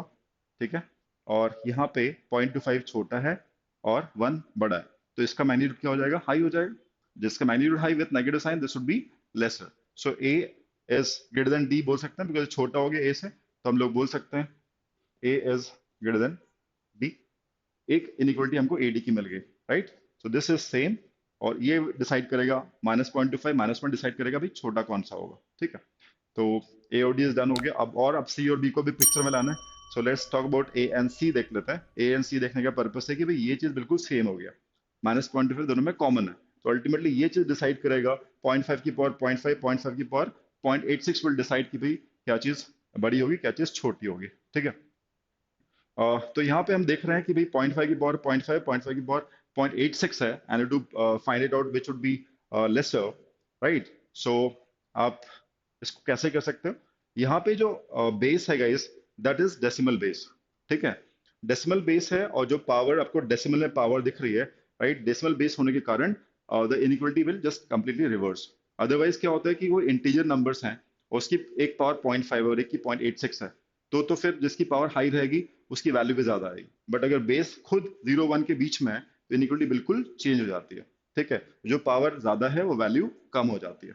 ठीक है, so decimal basis are, base numbers are in decimals, right. So between 0 1 तो पावर इसकी हाई है तो ये वैल्यू छोटी हो जाएगी। ठीक है, ये पार्ट तो बिल्कुल सेम है, but this would be lesser as compare to this. तो ये क्योंकि छोटा हो गया, दिस इज स्मॉलर। ठीक है, तो ये स्मॉलर है नेगेटिव साइन के साथ, तो सी की वैल्यू ए से बड़ी हो जाएगी। ठीक है, सी वुड बी ग्रेटर देन ए, पहली चीज। अब सी ए डी तो मिल गया, बट बी को कहीं तो पिक्चर में लाना पड़ेगा, राइट। सो बी को आप किससे कंपेयर कर सकते हो वो एक बार चेक करो। बी को यहाँ पे 86 की पावर 0.5 -1 है, तो -1 आपको दिख रहा है, ये पार्ट बिल्कुल सेम हो गया। बी और D can be compared at least. D आप बता सकते हो डी और बी का क्या है, ये चीज सेम हो गई। 0.86 की पावर 0.5 है, और यहाँ पे 0.5 की पावर 0.5 है। यहाँ पे अब क्या हुआ, इस केस में क्या हुआ, बी और डी केस में, बी और डी केस में basis are different but powers बिल्कुल सेम है। ठीक है, पावर्स बिल्कुल सेम है, तो इन दिस केस आप कैसे कैसे कर सकते हो, 0.86 की पावर 0.5, 0.5 की power 0.5, you do compare which would be laser. या किसी को ग्रेटर अगर निकालना है तो कैसे निकाल सकते हो, यहाँ पे कोई फर्क नहीं पड़ेगा, बिकॉज आपका जो पावर है वो 0.5 है, स्क्वायर रूट बोल सकते हो आप, राइट। 0.86 का स्क्वायर रूट ऐसा बोल सकते हो, square root of 0.86 and square root of 0.5। ठीक है, तो ऑब्वियसली 0.86 वुड बी लार्जर। ठीक है, चाहे आप स्क्वायर रूट निकालो डेसिमल वैल्यू का या फिर इंटीजर वैल्यू का, बिकॉज ये पावर बिल्कुल सेम है, आपको स्क्वायर रूट निकालना है, राइट। तो इट वुड बी जो बेस बड़ा होगा वहीं पे वो नंबर भी बड़ा आएगा। ठीक है, सो ये आपका बेस बड़ा है एज कम्पेयर टू दिस, तो दिस वुड बी लार्जर। ये वाला पार्ट तो बिल्कुल सेम है। ठीक है, ये लार्ज हो गया बट नेगेटिव साइन के साथ है, तो ये क्या हो जाएगा, स्मॉलर हो जाएगा as compare to D. Magnitude इसका बड़ा रहेगा, बट नेगेटिव साइन के कारण it would be lesser value as compare to D.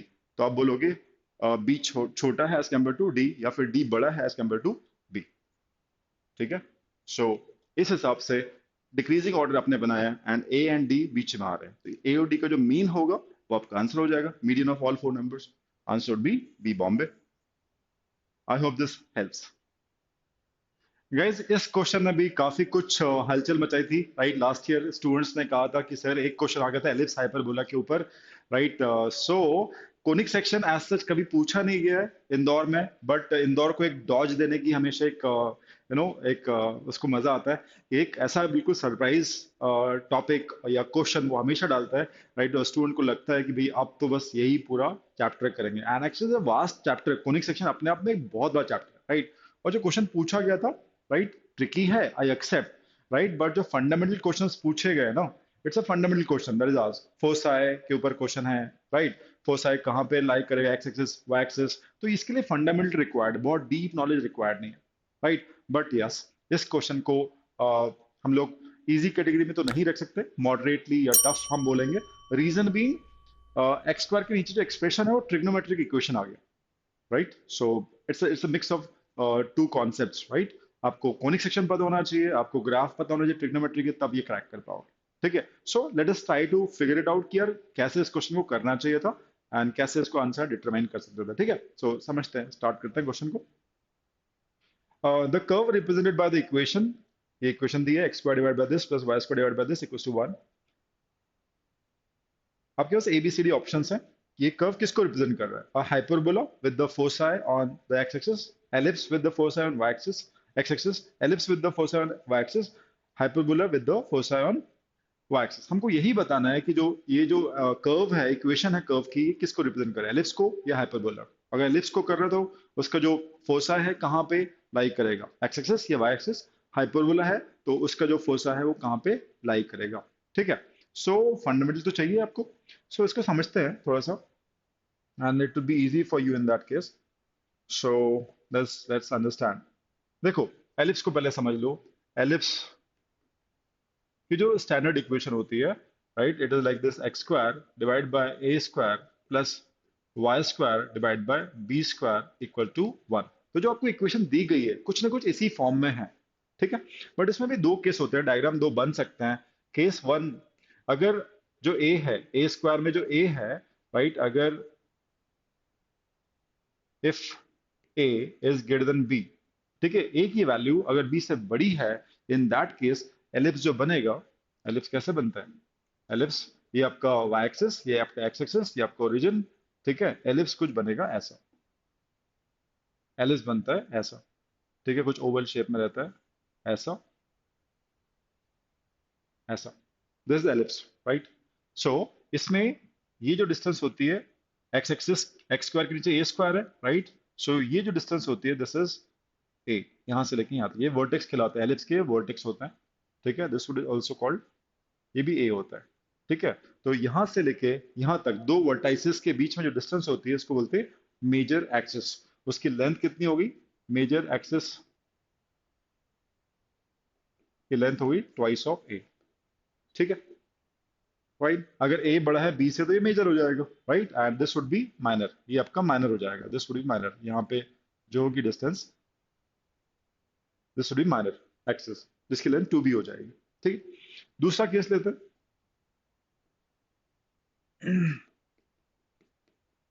If b is greater than a, है ना, तो बी स्क्वायर भी ऑब्वियसली बड़ा हो जाएगा। अगर ये बड़ा है, b बड़ा है a से, तो इन दैट केस जो डायग्राम बनेगा उसमें y एक्सिस मेजर एक्सिस हो जाएगी। ठीक है, यहाँ पे जो डायग्राम बनेगा it would be like this, ये वर्टेक्स हो जाएगा एंड ये मेजर एक्सिस हो जाएगी, ये एलिस बन गया। ठीक है, एंड इन दिस केस ये b हो गया यहाँ से लेके यहाँ तक। ठीक है, b is greater than a, b is greater than a, तो ये छोटा हो जाएगा। ठीक है, तो this would be called major axis, ये मेजर एक्सिस हो जाएगी। ठीक है, and length would be twice of b. ठीक है, तो इट सिंपली सेज कि यार, और एक और चीज ऑप्शन में दी गई है, फोसाई। फोसाई कहाँ पे लाई करता है? फोसाई हमेशा मेजर एक्सिस पे लाई करता है, राइट। उसका कुछ एक रेशियो रहता है, बट हमेशा मेजर एक्सिस में यहाँ लाई करेगा और यहाँ पे लाई करेगा, अगर ये वाला केस है तो आपको ये पता होना चाहिए, foci always lie on the major axis. और मेजर एक्सिस कौन डिटरमाइन करता है? एक्स स्क्वायर के नीचे जो वैल्यू है ए स्क्वायर, वाई स्क्वायर के नीचे जो वैल्यू है बी स्क्वायर, उसमें जो ए बी है, ए बी डिटरमाइंस कि यार मेजर एक्सिस क्या होगा। अगर ये वैल्यू बड़ी है तो मेजर एक्सिस होगा x axis, foci x axis पे लाई करेगा। और अगर ये वैल्यू बड़ी है वाई स्क्वायर के नीचे वाली, तो फिर फोसाई जो होगा वाई एक्सिस के ऊपर लाई करेगा। तो आपको जो इक्वेशन दी गई है उसमें एक्स स्क्वायर के नीचे जो एक्सप्रेशन है, राइट, उस एक्सप्रेशन की वैल्यू अगर आपने पता कर ली कि यार कौन सी वैल्यू बड़ी है और कौन सी छोटी है, तो बड़ा इजी हो जाएगा ये पता कर पाना कि यार ये जिसका फोसा है कहाँ पे लाई करेगा। अगर आप सोच रहे हैं कि सर ये हाइपरबोला भी तो है ऑप्शन में, उसका क्या? हाइपरबोला में सिर्फ आपको एक ही चीज चेक करनी पड़ती है, राइट। हाइपरबोला का डायग्राम ऑब्वियसली अलग होता है एंड यहाँ पे सिर्फ प्लस की जगह माइनस होता है। ठीक है, सो हाइपरबोले की हम बात करें, so equation is like x square divided by a square minus y square divided by b square equals to 1। Hyperbola की ये इक्वेशन हो जाती है, प्लस की जगह माइनस। एंड इसमें भी वही सेम कंडीशन होती है, राइट। अगर ये बड़ा है, a बड़ा है, तो जो फोसाई होगा वो मेजर एक्सिस पे लाई करेगा, एक्स एक्सिस पे लाई करेगा। अगर b बड़ा होगा तो जो फोसाई है वो उसकी जो मेजर एक्सिस है वो वाई एक्सिस हो जाएगी, राइट। तो ये फर्क हो जाएगा। डायग्राम अगर आपने कभी नहीं देखा है, राइट, सो डायग्राम छोटा सा हम बना देते हैं। ठीक है, पहले केस में डायग्राम कुछ ऐसा हो जाएगा। ठीक है, डायग्राम कुछ ऐसा हो जाएगा। First case, when a is larger than b, तो x axis will be the major axis. And यहाँ पे हम बात करें अगर दूसरा केस लें, right, so it would be like this. ठीक है, तो यहाँ पे आप चाहे तो लिख भी सकते हैं, if a is greater than b, and यहाँ पे b is greater than a. ठीक है, तो हाइपरबोला का शेप कुछ ऐसा होता है, बट फंडामेंटल सेम है। Foci will lie always on the major axis. Major axis कौन डिसाइड करता है? एक्स स्क्वायर के नीचे की वैल्यू बड़ी है या वाई स्क्वायर के नीचे की वैल्यू, जो बड़ी होगी वो मेजर एक्सिस होगी। ठीक है, सो अब नेक्स्ट स्टेप पे चलते हैं और थोड़ा सा देखते हैं कि क्या हमारा एक्सप्रेशन दिया हुआ। नीचे जो वैल्यू दी क्या है? Sine root two minus sine root three, और यहाँ दी cos root two minus cos root three. इन दोनों में से हमें बस पता करना है कि यार कौन से बड़ी एक्सप्रेशन है, वैल्यू किस एक्सप्रेशन की बड़ी है। ठीक है, तो याद रखिएगा। आगे चलते हैं एंड लेट्स सी। ट्रिग्नोमेट्री के कुछ तो ग्राफिकल रिप्रेजेंटेशन कर कर हम लोग उसको डिटरमाइन कर पाएंगे, बिकॉज हमें जो साइन की वैल्यूज पता है, जो एंगल्स की वैल्यू पता है, that is 30, 60, 45, 90, these values we know. But वहां पे कोई एंगल डिग्री में नहीं दिया हुआ, रूट टू रूट थ्री दिया हुआ। दैट मीन्स ऑब्वियसली कहीं ना कहीं वो रेडियन में उसका मेजरमेंट लिया हुआ है, रूट टू, है ना। जैसे आप बोलते हो ना कई बार sine pi by two, pi by four, तो रेडियन में होता है बेसिकली। तो पाई की वैल्यू 3.14 होती है ना, तो पाई बाय टू भी अगेन 1.5 समथिंग हो जाएगा। सो रूट टू भी आपको पता 1.414 होता है, root three 1.72। You to use those values and radian में इसको आपको लेके चलना पड़ेगा, तब इसको आप क्रैक कर पाएंगे। इसीलिए इस वजह से हर कोई स्टूडेंट तो इसको क्रैक नहीं कर पाएगा। One is gone through this kind of things, then only you can understand this. So देखते हैं, एक्स स्क्वायर डिवाइडेड बाय क्या दिया था? Sine root two minus sine root three, ये दिया था, प्लस साइन था यहाँ पे। Y square divided by cos of root two minus cos of root three is equal to one. ठीक है, सो अब रूट थ्री को समझना है, रेडियन में ये दिया हुआ है, तो हमें जीरो और पाई बाय टू की वैल्यू अच्छे से पता होती है कैसे वो रेंज करता है। ठीक है, सो एक काम करते हैं, पाई बाय टू लिखते हैं। पाई बाय टू की वैल्यू डेसिमल में कितनी होती है? पाई इज 3.14, इसको आप टू से डिवाइड करो तो डेसिमल में पता चलेगा कितना आएगा। It is 1.57, right. ये पाई बाय टू का वैल्यू है, और रूट टू का वैल्यू कितना होता है भाई? इससे छोटा होता है। ठीक है, 1.414। ठीक है, और रूट थ्री का वैल्यू इससे ज्यादा होता है। ठीक है, इट इज 1.7, कितना होता है? 732, 1.732। ओके, तो 1.414, 1.57, 1 तो हमने कंपैरिजन किया रूट थ्री की जो डेसिमल वैल्यूज है पाई बाय टू के रिस्पेक्ट में क्या होती है। पाई बाय टू का मतलब 90 डिग्री होता है। पाई means 180 degree, 180 divided by two is 90 degree, तो ये बेसिकली 90 डिग्री की हम बात कर रहे हैं। ठीक है, पाई बाय टू भी इसको हम लिखते हैं। ग्राफ के हिसाब से इस चीज को आप समझ पाओगे कि यार ये एक्सप्रेशन बड़ा है या फिर ये एक्सप्रेशन बड़ा है, क्योंकि वैल्यू तो हमें पता ही नहीं है। ठीक है, सो ग्राफ समझिएगा। पहले हम साइन की बात कर लेते हैं इस एक्सप्रेशन की। सो यहाँ पे कहीं पे जीरो आएगा। ठीक है, और let's say this is somewhere, ये आपका 90 डिग्री हो गया, राइट। इस एक्सिस पे हमने लिया है एंगल इन रेडियन। ठीक है, रेडियन में हमारा एंगल चल रहा है, और यहाँ पे जो भी फंक्शन है उसकी वैल्यू हो जाएगी। ठीक है, साइन ऑफ एक्स की जो भी वैल्यू होगी, यहाँ पे आपको पता है कि साइन का एंगल आप कुछ भी लो, रेडियन में लो, डिग्री में लो, मिनिमम -1 होता है, मैक्सिमम +1 होता है, उसके ऊपर जाता नहीं है। ठीक है, तो सिनुसोइडल कर्व बनता है। तो यहाँ पे आपको पता है, ये हम ले रहे हैं पाई बाय टू, 90 डिग्री ले रहे हैं बेसिकली, और ये जीरो ले रहे हैं। ठीक है, साइन जीरो की वैल्यू जीरो होती है, मतलब यहीं पे रहेगा ग्राफ। और sine 90 pi by two, right, जिसकी वैल्यू अपन ने पाई बाय टू को क्या माना? 1.57। Pi by two is 1.57 radian अगर है, तो उस साइन की जो वैल्यू आएगी that would be 1। We know this.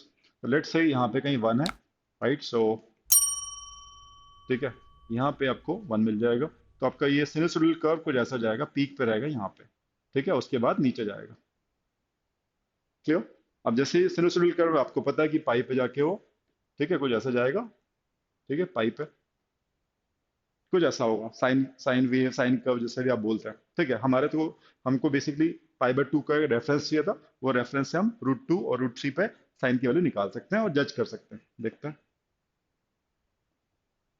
सो अब जैसे √2 है 1.414, ठीक है, तो इधर तो रहेगा थोड़ा सा, इससे छोटा है, तो 1.414 इससे छोटा है, ये जीरो से लेके 1.157 है, 1.41 थोड़ा सा इधर रहेगा, ठीक है। This would be the value of sine, ऐसा हम बोल सकते हैं यहाँ पे, ठीक है। 1.414 है, तो ये जो वैल्यू है, ये जो भी वैल्यू आएगी, right, this would be the value of sine √2, ठीक है। और √3 की वैल्यू 1.732 है। अब 1.57 पे ये वन वैल्यू है, 1.41 पे वन से थोड़ा कम है, और 1.7 जैसे हम आगे जाएंगे थोड़ा सा, तो और थोड़ा सा कम आएगा, 1.732 अगर रेडियन है, तो इन दिस केस अगेन थोड़ा सा डाउन जाएगा, राइट। पीक पे ये रहता है, यहाँ पे भी डाउन है, यहाँ पे भी डाउन है। अब इंपॉर्टेंट बात ये कि एग्जैक्टली जज कर पाना थोड़ा सा मुश्किल है कि बड़ी वैल्यू कौन सी, छोटी वैल्यू कौन सी है, बट थोड़ा सा आप ध्यान से केयरफुली देखेंगे, यू विल अंडरस्टैंड, राइट। इसमें जो गैप है, राइट, सो अगर आप देखोगे 1.41 एंड 1.57, 0.16 से थोड़ा कम है, इसमें जो डिफरेंस है, राइट, लेस देन 0.16 से थोड़ा कम गैप है, और इसके बीच में जो गैप है देखते हैं 1.57 1.732 732 पॉइंट और 16 से ज्यादा गैप है। गैप है मतलब दूरी की बात कर रहा हूं मैं, तो 0.16 से ये थोड़ा कम है, 0.16 से थोड़ा ज्यादा है। दैट मीन्स यहाँ पे ये जो डिफरेंस है, this is closer, this line would be slightly closer as compare to this line. ये लाइन थोड़ी सी, ये जितनी भी दूर होगी, राइट, ये अगर 0.16 मान भी ले, तो भी ये 0.16 से थोड़ा सा उस साइड रहेगा। व्हाट आई मीन टू से इज साइन ऑफ √3 जो रहेगा थोड़ा सा उस साइड जाएगा, है ना, एज कम्पेयर टू ये जितना डिस्टेंस है, इससे ये डिस्टेंस इक्वल ना होके थोड़ा सा और उस तरफ जाएगा, बिकॉज जो 0.16 से ज्यादा का डिफरेंस है, थोड़ा ज्यादा उस साइड जाएगा, ठीक है। और ये थोड़ा कम है 0.16 से, तो ये क्लोजर रहेगा। ये क्लोजर और फार्दर की मैं बात क्यों कर रहा हूँ, ये जो लाइन है, ये बेसिकली साइन √2 की वैल्यू है, ठीक है। ये जितनी उसके पास जाएगी, ठीक है, इस वैल्यू के पास जाएगी, उतना वो वन को अप्रोच करेगी, ठीक है। और ये जो लाइन है, ये साइन √3 की वैल्यू है, ये जितना दूर जाएगी और टुवर्ड्स वो जीरो जाएगी, ठीक है। तो ये कंफर्म करना बड़ा जरूरी है कि भाई ये चीज 0.16 से ज्यादा है तो उधर ज्यादा शिफ्ट होगी, और 0.16 से कम है तो ये इधर शिफ्ट होगी। तो आपको खुद समझना पड़ेगा कि यार which is larger, sine √2 is larger as compare to sine √3। That means ये वैल्यू बड़ी है, राइट, इस वैल्यू से, तो बड़ी वैल्यू में से छोटी वैल्यू जो माइनस करते हो, राइट, तो you get a positive value, but बहुत छोटी होगी, वेरी स्मॉल वैल्यू, क्योंकि डिफरेंस ले रहे हो आप, वेरी स्मॉल वैल्यू, ठीक है, very close, they are very close. Height देख रहे हो ना, यही तो साइन √2 की वैल्यू है, this height is, right, ordinate, and this is sine √3 value, this is sine √2 value, very close, but this would be smaller, because जैसे जैसे आप आगे जाओगे, इसकी वैल्यू क्या हो रही है, कम कम कम कम रिड्यूस हो रही है, तो जितना दूर जाएगा कम आएगा, ठीक है। तो ये जो चीज है, राइट, ये एक तो डिफरेंस है, बहुत छोटी वैल्यू आएगी बट पॉजिटिव है, ये पक्का हो गया। अब इसको भी हम लोग कंफर्म कर लेते हैं, राइट, कॉस √2 और √3, ये वैल्यूज पता ही है, बट कॉस का डायग्राम कैसा होता है, कॉस का डायग्राम कैसा होता है, कॉस 0 मैक्स होता है, ठीक है, और 90 पे जाता है वो 0 होता है, ऐसा होता है, ठीक है। इट गोज लाइक दिस, यहाँ पे पीक रहता है उसका, ठीक है, यहाँ पे जाके वो पीक रहेगा, क्लियर। सो हमारे ये √2 तो यही है, √2 ये है, √3 ये है ही हमारा, ठीक है। तो देखते हैं कॉस का जो ये जो कर्व है, यहाँ पे हमारा फंक्शन की वैल्यू क्या आ रही है, तो जब पॉइंट √2 है कॉस, तो वैल्यू आ रही है यहाँ पे, right, this is the value, clear, positive, okay. और यहाँ पे जब जाएगा तो वैल्यू ये है, एंड दिस इज नेगेटिव, जो भी वैल्यू हो बट है तो नीचे, ठीक है। तो ये पॉजिटिव वैल्यू है, ये नेगेटिव वैल्यू है, और साइन क्या लगा हुआ है, cos of √2 minus cos √3, and this value is what, negative value, आपको ग्राफ में दिख रहा है, बाहर माइनस लगा हुआ है, तो अल्टीमेटली एक value minus of minus plus, तो अल्टीमेटली ये जो आएगा ये पॉजिटिव आ जाएगा, and it be definitely larger than this, ठीक है, इससे तो बड़ा ही होगा, ठीक है, लार्ज वैल्यू, क्लियर। सो इससे हम क्या डिटरमाइन कर सकते हैं, कहाँ पे हम फ्रीज कर सकते हैं अपने सोल्यूशन को, देखिएगा, ये वैल्यू पॉजिटिव है, ये भी पॉजिटिव है, मतलब ये साइन तो पॉजिटिव ही रहेगा, इसमें कोई दो राय नहीं है, मतलब एलिप्स तो है। उसके बाद ये बहुत डिफरेंस था, बहुत छोटा आएगा, ये तो लाइक नेगेटिव नेगेटिव बढ़ रहा है ना, this value plus this value, you know, so ये वैल्यू पॉजिटिव आएगी, लार्ज आएगी, तो वाई स्क्वायर के नीचे का जो वैल्यू है, राइट, दैट इज हायर, तो ये अपना बी ग्रेटर देन ए वाली बात आ गई, बी ग्रेटर देन ए। तो in that case y axis will be the major axis of the ellipse, और मेजर एक्सिस वाई एक्सिस पे ही फोसाई लाई करता है, right. So that way our answer would be y axis, this would answer, ellipse तो है, done है, तो ये आपका आंसर हो जाएगा। ठीक है, आई होप आप लोग कॉन्सेप्ट भी समझ में आया होगा, राइट। अगर आपने कभी भी नहीं पढ़ा होगा तो भी शायद जो भी मैंने चीजें आपको बताई, ट्रिग्नोमेट्रिक फंक्शनल जो भी हम बेसिक नॉलेज है उसके थ्रू आपको चीज समझ में आई होगी, कैसे इसको क्रैक कर सकते थे। आई एम नॉट सेइंग कि यार ये क्वेश्चन वहां पे एग्जाम में आएगा तो करना है नहीं करना है, कुछ ना कुछ जिसमें टाइम कंज्यूम होता है वो क्वेश्चन हमेशा वो इंदौर डालेगा, एंड ऑब्वियसली आपको दिख जाता है कि यार इसमें टाइम लगेगा तो इसको कब करना है। Obviously initial few minutes you should not take these kind of question if you're not very very thorough with this topic guys, okay। आगे चलते हैं। So guys हम लोग पहुंच गए हैं क्वेश्चन नंबर 25 पे, and as you can see this question is from topic permutation and combination, and देखते हैं क्या क्वेश्चन वाकई डिफिकल्ट था, let's see. In how many ways can the letters of the word management be arranged such that no two vowels appear together? अगर आपने PNC ढंग से पढ़ा हुआ है, राइट, तो इस टाइप के क्वेश्चन आपने कई बार देखे होंगे।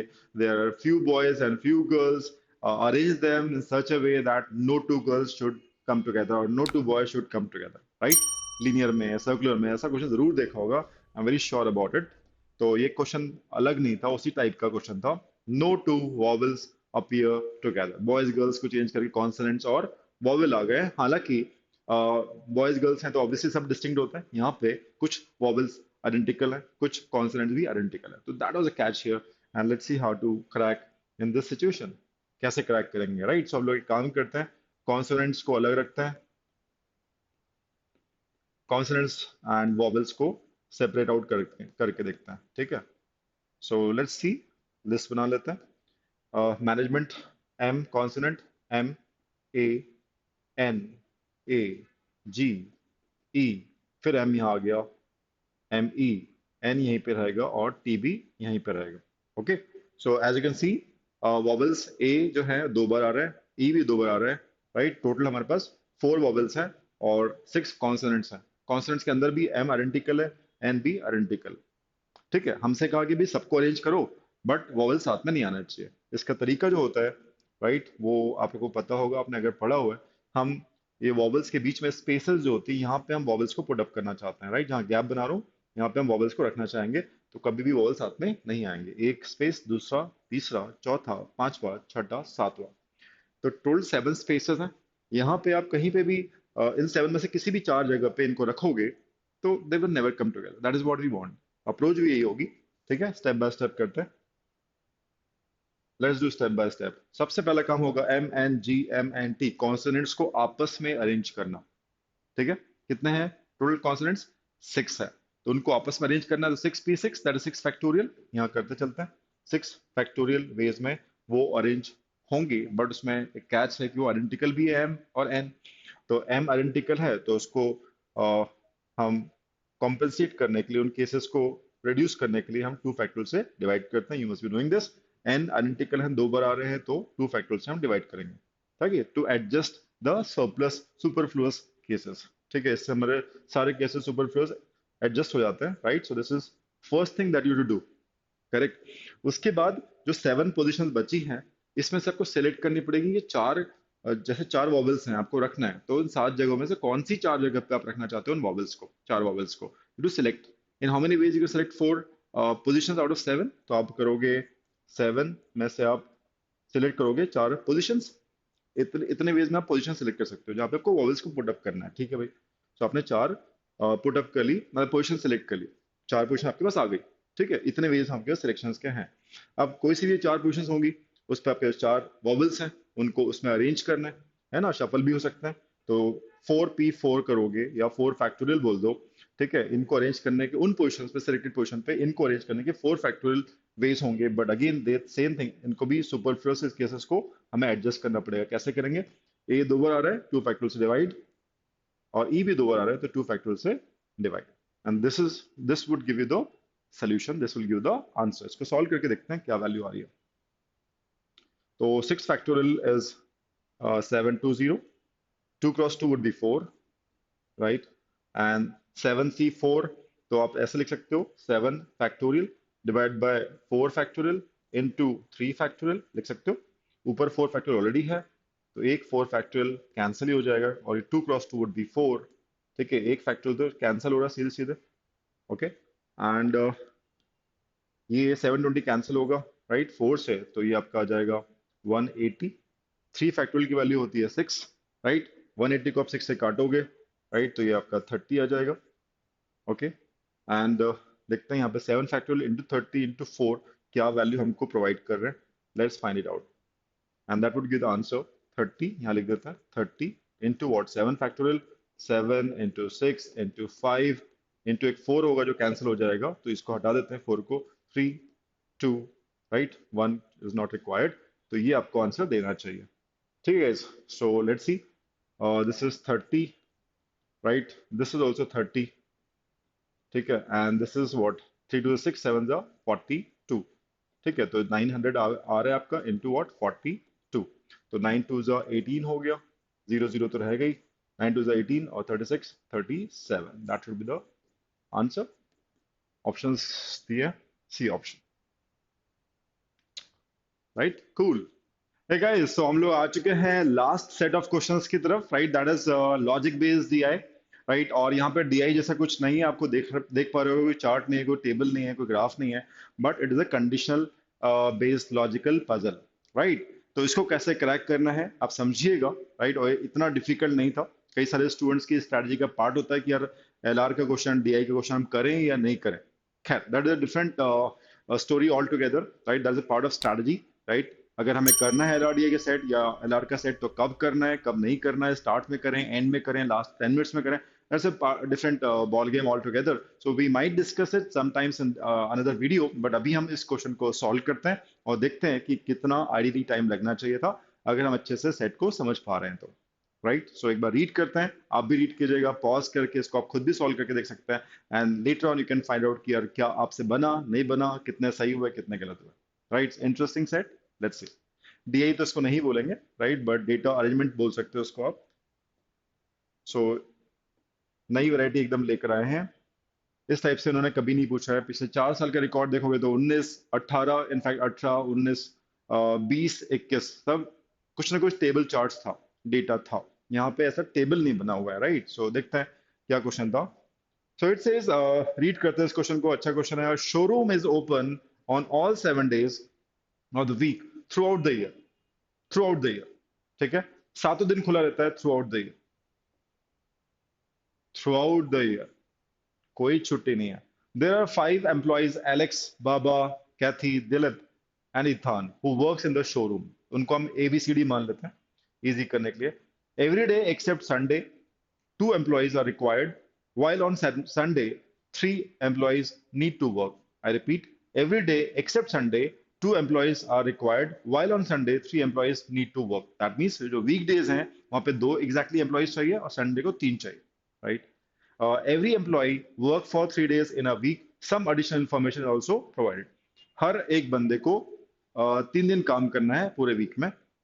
Okay, in 7 days he'll be working for 3 days, fine. And additional information को रीड करते हैं, क्या है। Every employee works on 2 consecutive days while the third day is not consecutive, right? Consecutive मतलब एक के बाद एक जो आते हैं, right, next to each other, वहां पे आपको काम करेगा हर एम्प्लॉय। और जो थर्ड डे होगा वो कॉन्सिक्यूटिव नहीं होगा, वो अलग होगा।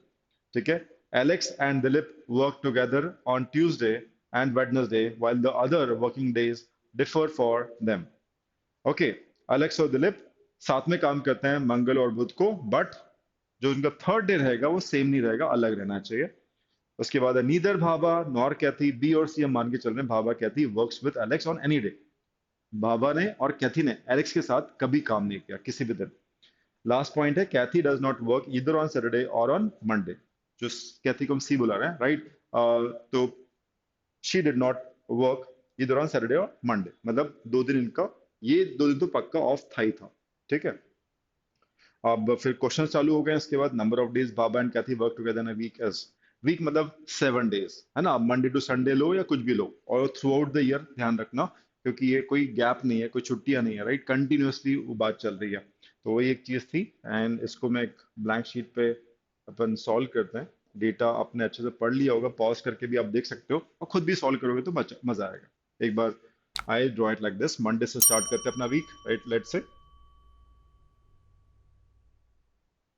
so let's draw it from Monday, M T W T H, right? F, Saturday and Sunday, right?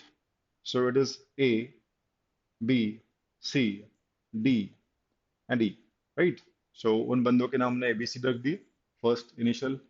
इसको एक टेबल बनाते हैं। Let's make the table properly.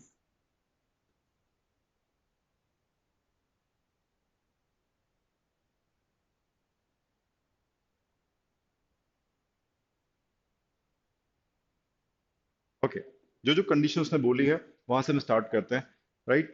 सो जैसे उसने बोला ए और डी, राइट? ए और डी ट्यूसडे और वेडनेसडे साथ में काम करते हैं, तो यहाँ पे काम किया, टिक का मतलब साथ में काम किया ए और डी ने। ट्यूसडे भी साथ में काम किया, वेडनेसडे भी साथ में काम किया, ये चीज मेंशन है साफ साफ। और वीकडेज में दो ही एम्प्लॉइज रिक्वायर्ड है, दो ही एम्प्लॉइज है, इसका मतलब और कोई नहीं वर्क करेगा। तो जो चीज हमें समझ में आ रही है हम उसको साथ में करते चलते हैं। क्रॉस का मतलब nobody work apart from these two guys on Tuesday Wednesday. एक और बात लिखी थी कि हर एम्प्लॉय 2 दिन कॉन्सिक्यूटिव डेज वर्क करता है, थर्ड डे कॉन्सिक्यूटिव नहीं होगा, डिफरेंट होगा। अब जब हमने ट्यूसडे वेडनेसडे ए को बोल ही दिया है, राइट? सो उसके मतलब है कि यहाँ पे वर्क नहीं करेगा और यहाँ भी वर्क नहीं करेगा, तो वहां पे हम क्रॉस लगाते हैं। He will A will not certainly work on Monday and Thursday, ठीक है? नहीं तो कॉन्सिक्यूटिव बन जाएगा third day. And same goes for D also, यहाँ भी क्रॉस क्रॉस लगाना पड़ेगा, right? That is perfectly okay. तो यहाँ तक मेरे ख्याल से कोई दिक्कत समस्या नहीं आ रही होगी। अब हम बात करते हैं एक लास्ट पॉइंट जो था, फोर्थ पॉइंट कैथी का जो पॉइंट था उसकी बात करते हैं। She doesn't work on either Monday और सैटरडे, मेंशन था लास्ट पॉइंट।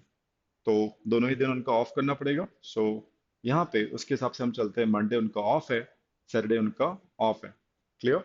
तो ये बहुत अच्छे से हमें समझ में आ रहा है कि यार अगर 1 2 3 4 7 दिन में से अगर वो ये 4 दिन काम नहीं कर रही तो बाकी दोनों काम कर रही है।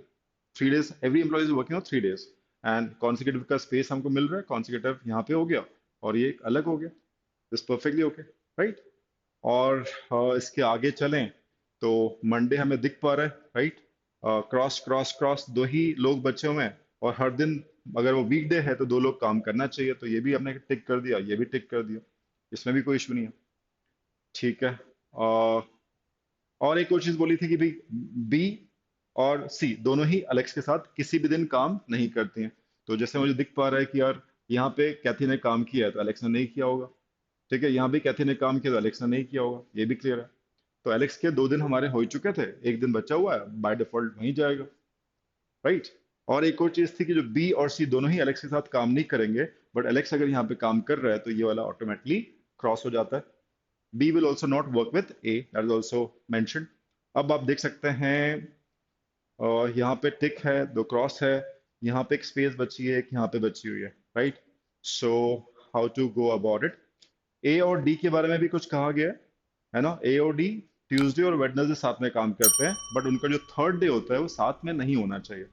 तो अगर यहाँ पे ए ने काम किया है तो यहाँ पे डी काम नहीं करेगा, ये भी पक्की बात है, राइट?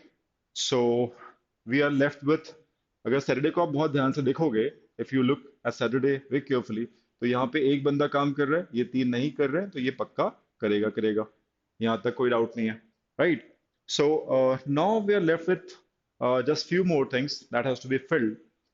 इसको देखते हैं, और कुछ ऐसी बात जो आपको दिख रही हो, we will not work। सो यहाँ पे मेरे ख्याल से दिखेगा, यहाँ पे ई यहाँ काम कर रहा है, ई यहाँ काम कर रहा है, 2 दिन इसके हो चुके हैं, राइट? अब हमें सोचना है कि यार क्या वो यहाँ काम कर सकता है, राइट? बिकॉज अगर वो यहाँ काम कर सकता है, अगर मैं इसको टिक लगा दूंगा तो 3 उसके कॉन्सिक्यूटिव डेज वर्क हो जाएंगे। 3 कॉन्सिक्यूटिव कैसे? यहाँ काम किया, यहाँ काम किया, और संडे के बाद क्या आता है? मंडे। तो मंडे भी आप उससे काम करवा रहे हो, तो अगर आपने यहाँ टिक कर दिया तो ऑब्वियसली गलत हो जाएगा। और यहाँ पे आप टिक करा सकते हो, यहाँ टिक नहीं कराओगे, बिकॉज अगर आपने यहाँ टिक कराया, इसको डी को यहाँ टिक कराओगे तो 1 2 और 3, तो इन दैट केस एक कॉन्सिक्यूटिव डे आपको, पेयर ऑफ कॉन्सिक्यूटिव डेज पे काम डी इन दैट केस नहीं करेगा, तो यहाँ भी आप नहीं रख सकते, यहाँ भी नहीं रख सकते, 3 कॉन्सिक्यूटिव हो जाएगा। सिर्फ उसके पास एक ही ऑप्शन अवेलेबल है डी के साथ कि वो यहाँ काम करे, कंपल्सरी है, ठीक है? तो that is the logic that has to be kept in mind, obviously ये क्रॉस हो जाएगा और ये भी क्रॉस हो जाएगा, उसके बाद सारी चीजें ऑटोमेटिकली सेट हो जाएंगी। तो आप फ्राइडे देख सकते हो, दो लोग काम कर रहे हैं तो बाकी लोग ये नहीं करेंगे, ठीक है। एंड यहाँ पे आप बोल सकते हैं, इसके लिए अगर हम बात करें, बी के लिए बात करें, बी का एक दिन मंडे है तो उसका कॉन्सिक्यूटिव डे एक संडे हो जाएगा, तो ये भी कंफर्म हो गया, ठीक है। सो एक दिन, दो दिन और यहाँ पे भी काम करेगा। Every person has to work 3 days, one pair would be consecutive days and third would be different, तो ये भी बिल्कुल परफेक्ट हो गया। एंड यहाँ पे एक दो डी ने 2 दिन काम कर लिया तो यहाँ पे भी काम करेगा, और संडे वैसे ही बोला गया था कि 3 बंदे काम करेंगे, राइट। सो आप यहाँ देख सकते हैं 3 people आर वर्किंग, और सारी कंडीशन मीट हो रही है, आप देख सकते हैं। वीकडेज में 2 लोग काम कर रहे हैं, परफेक्ट। ट्यूसडे 2 लोग, यस। वेडनेसडे 2 लोग, थर्सडे 2 लोग, फ्राइडे 2 लोग, सैटरडे 2 लोग एंड संडे 3 लोग, ठीक है। और हर बंदे ने 3 दिन काम किया हुआ है। One pair of day should be consecutive, इसका भी पेयर मिल गया, थर्ड इज डिफरेंट। बी का पेयर ये वाला मिल गया, संडे एंड मंडे, ये भी ठीक है। सी का ये मिल गया, डी का ये मिल गया, और ई का ये मिल गया, clear. So this is sorted, and इसके बाद सिर्फ हमें क्वेश्चन देखना है, एंड अब टाइम नहीं लगेगा आपको। Once this is done, all question can be just have to marked, you need to just check and mark the right answer. देखते हैं इसको, आप करते हैं, देखते हैं पहला क्वेश्चन क्या है। पहला क्वेश्चन बोलता है, number of days Bhabha and Kathy B and C work together in a week. B और सी ने कितने दिन साथ में काम किया, देखते हैं भाई। बी और सी, बी और सी ये है, कितने दिन साथ में काम किया देख सकते हैं बी और सी को, एक दिन और 2 दिन, ठीक है। तो हमारा आंसर इसके हिसाब से आ गया 2 दिन, दैट इज ऑप्शन डी, ये आंसर हो जाएगा, राइट। आगे चलते हैं, अगला क्वेश्चन क्या है। This is 27 question, the consecutive days on which E works are. E ने कौन से 2 कॉन्सिक्यूटिव डेज वर्क किया है, देखते हैं। E for elephant, ethane, ethane E consecutive days कौन सा काम किया इसने, consecutive days Friday and Saturday work साथ में किया इसने, राइट। सो ऑप्शन दिया होगा Friday and Saturday, D option again, wow, D D. 26 भी डी है और 27 भी डी है, ओके। ओके, नेक्स्ट क्या है, which among the following employees do not work together on any of the days, साथ में काम किए ही नहीं है। C D, B D, E D और बी। तो सी डी, बी डी और ई डी, देखते हैं। C D, B D, E D और लास्ट में बी ई, ओके। दिलीप तो है ही, सी डी बी डी बोला है, तो सी डी पहले चेक कर लेते हैं, साथ में काम नहीं किया है। सी डी को चेक कर लेते हैं, सी डी, राइट, साथ में काम नहीं किया है, इन्होंने किया है। अगला बी डी चेक करते हैं, बी डी साथ में काम किया है, किया है, किया है, किया है, यहाँ पे काम किया बी डी ने। और क्या बोला था, ईडी, ईडी चेक करते हैं, साथ में काम किया है क्या, नहीं नहीं नहीं नहीं नहीं नहीं, कहीं साथ में काम नहीं किया, तो यही वाला का पेयर हो जाएगा जिन्होंने साथ में काम नहीं किया, right. E and D did not work together, answer would be C. आगे चलते हैं, आपको सिर्फ देखना और टिक करना है। Employ who work on Sunday are, अभी हमने निकाला ही था संडे के 3 लोग, it is middle 3 people, B C D. तो B C D is what, B C D, option B हो जाएगा, right. Last question, last question, 30th question, one of the days Alex works on S, S F M S, right. Saturday, Friday, Monday, Sunday में से किस दिन एक दिन Alex ने काम किया हुआ है, पूछा है, तो देखते हैं।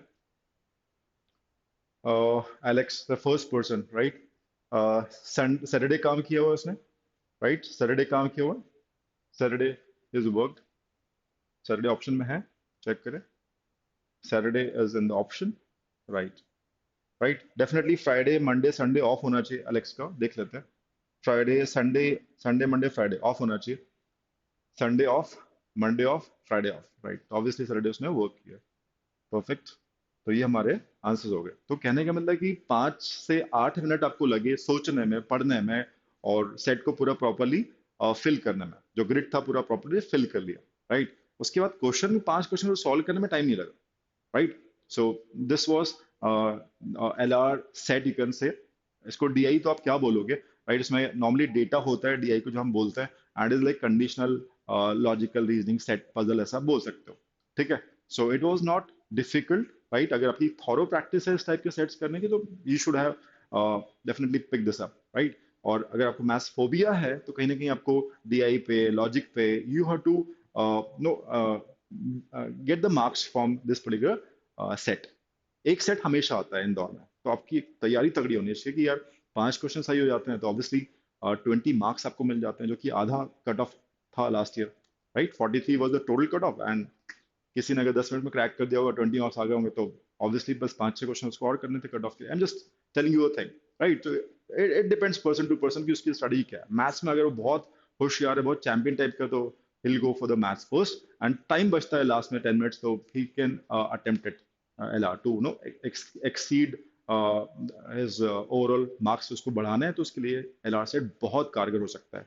It all depends on the LR speed basically, ठीक है, कितनी thoroughly आप कर सकते हैं। चलिए guys, आगे चलते हैं। So guys, so finally we have completed all the solutions of the MCQ as well as short answer sections, right, of IPMAT Indore 2022. And it must be an exciting journey. I hope आप लोग को बहुत अच्छा लगा होगा, बहुत कुछ सीखने को मिला होगा, और ये समझ में आया होगा कि यार IPMAT इंदौर का मैथ्स का जो सेक्शन होता है वो इतना भी डिफिकल्ट नहीं होता है कि अगर हम क्रैक न कर सके, राइट? बारिंग 4 और 5 क्वेश्चंस, राइट, उसको हम छोड़ भी देते हैं तो पूरा का पूरा जो पेपर था मैथ्स का वो मैनेजेबल था, डुएबल था, क्रैकेबल था, राइट? और जो कट ऑफ्स मैंने स्टार्टिंग में बताए थे फर्स्ट वीडियो में, it is all worth, right? Worth in the sense all logical, उतना तो आना ही चाहिए था, कट ऑफ होता ही है उतना, उतना कंपटीशन रह गया रहेगा गाइस। तो इस वीडियो को देखकर, नहीं देखें तो पुराने 2 वीडियो जरूर देखिएगा, हमने शॉर्ट आंसर के अलग बनाए हुए हैं और एमसीक्यू का भी फर्स्ट पार्ट ऑलरेडी बनाया हुआ है, राइट? इजी वाले क्वेश्चन इससे पहले वाले वीडियो में दिए हुए हैं, राइट गाइस? और क्वेश्चन पेपर की पीडीएफ आपको चाहिए तो हर वीडियो के नीचे हम लोगों ने पीडीएफ शेयर की हुई है, लिंक दी हुई है, उसको आपको पीडीएफ शेयर कर सकते हैं, आप लोग देख सकते हैं उसको, right? And guys, Supergrads is doing it for all the community, student community who's aiming for IIM, they want to get into IIM and want to pursue IPM or BBA program, right? So जो भी हमारे efforts हैं वो आप ही लोग के लिए हैं, and I hope you guys will be appreciating this effort and sharing with all your friends who's preparing for or will be preparing for near future, right, for this IPMAT and IIM program, right? So don't forget to share, subscribe, and like, guys. Bye bye. Thank you.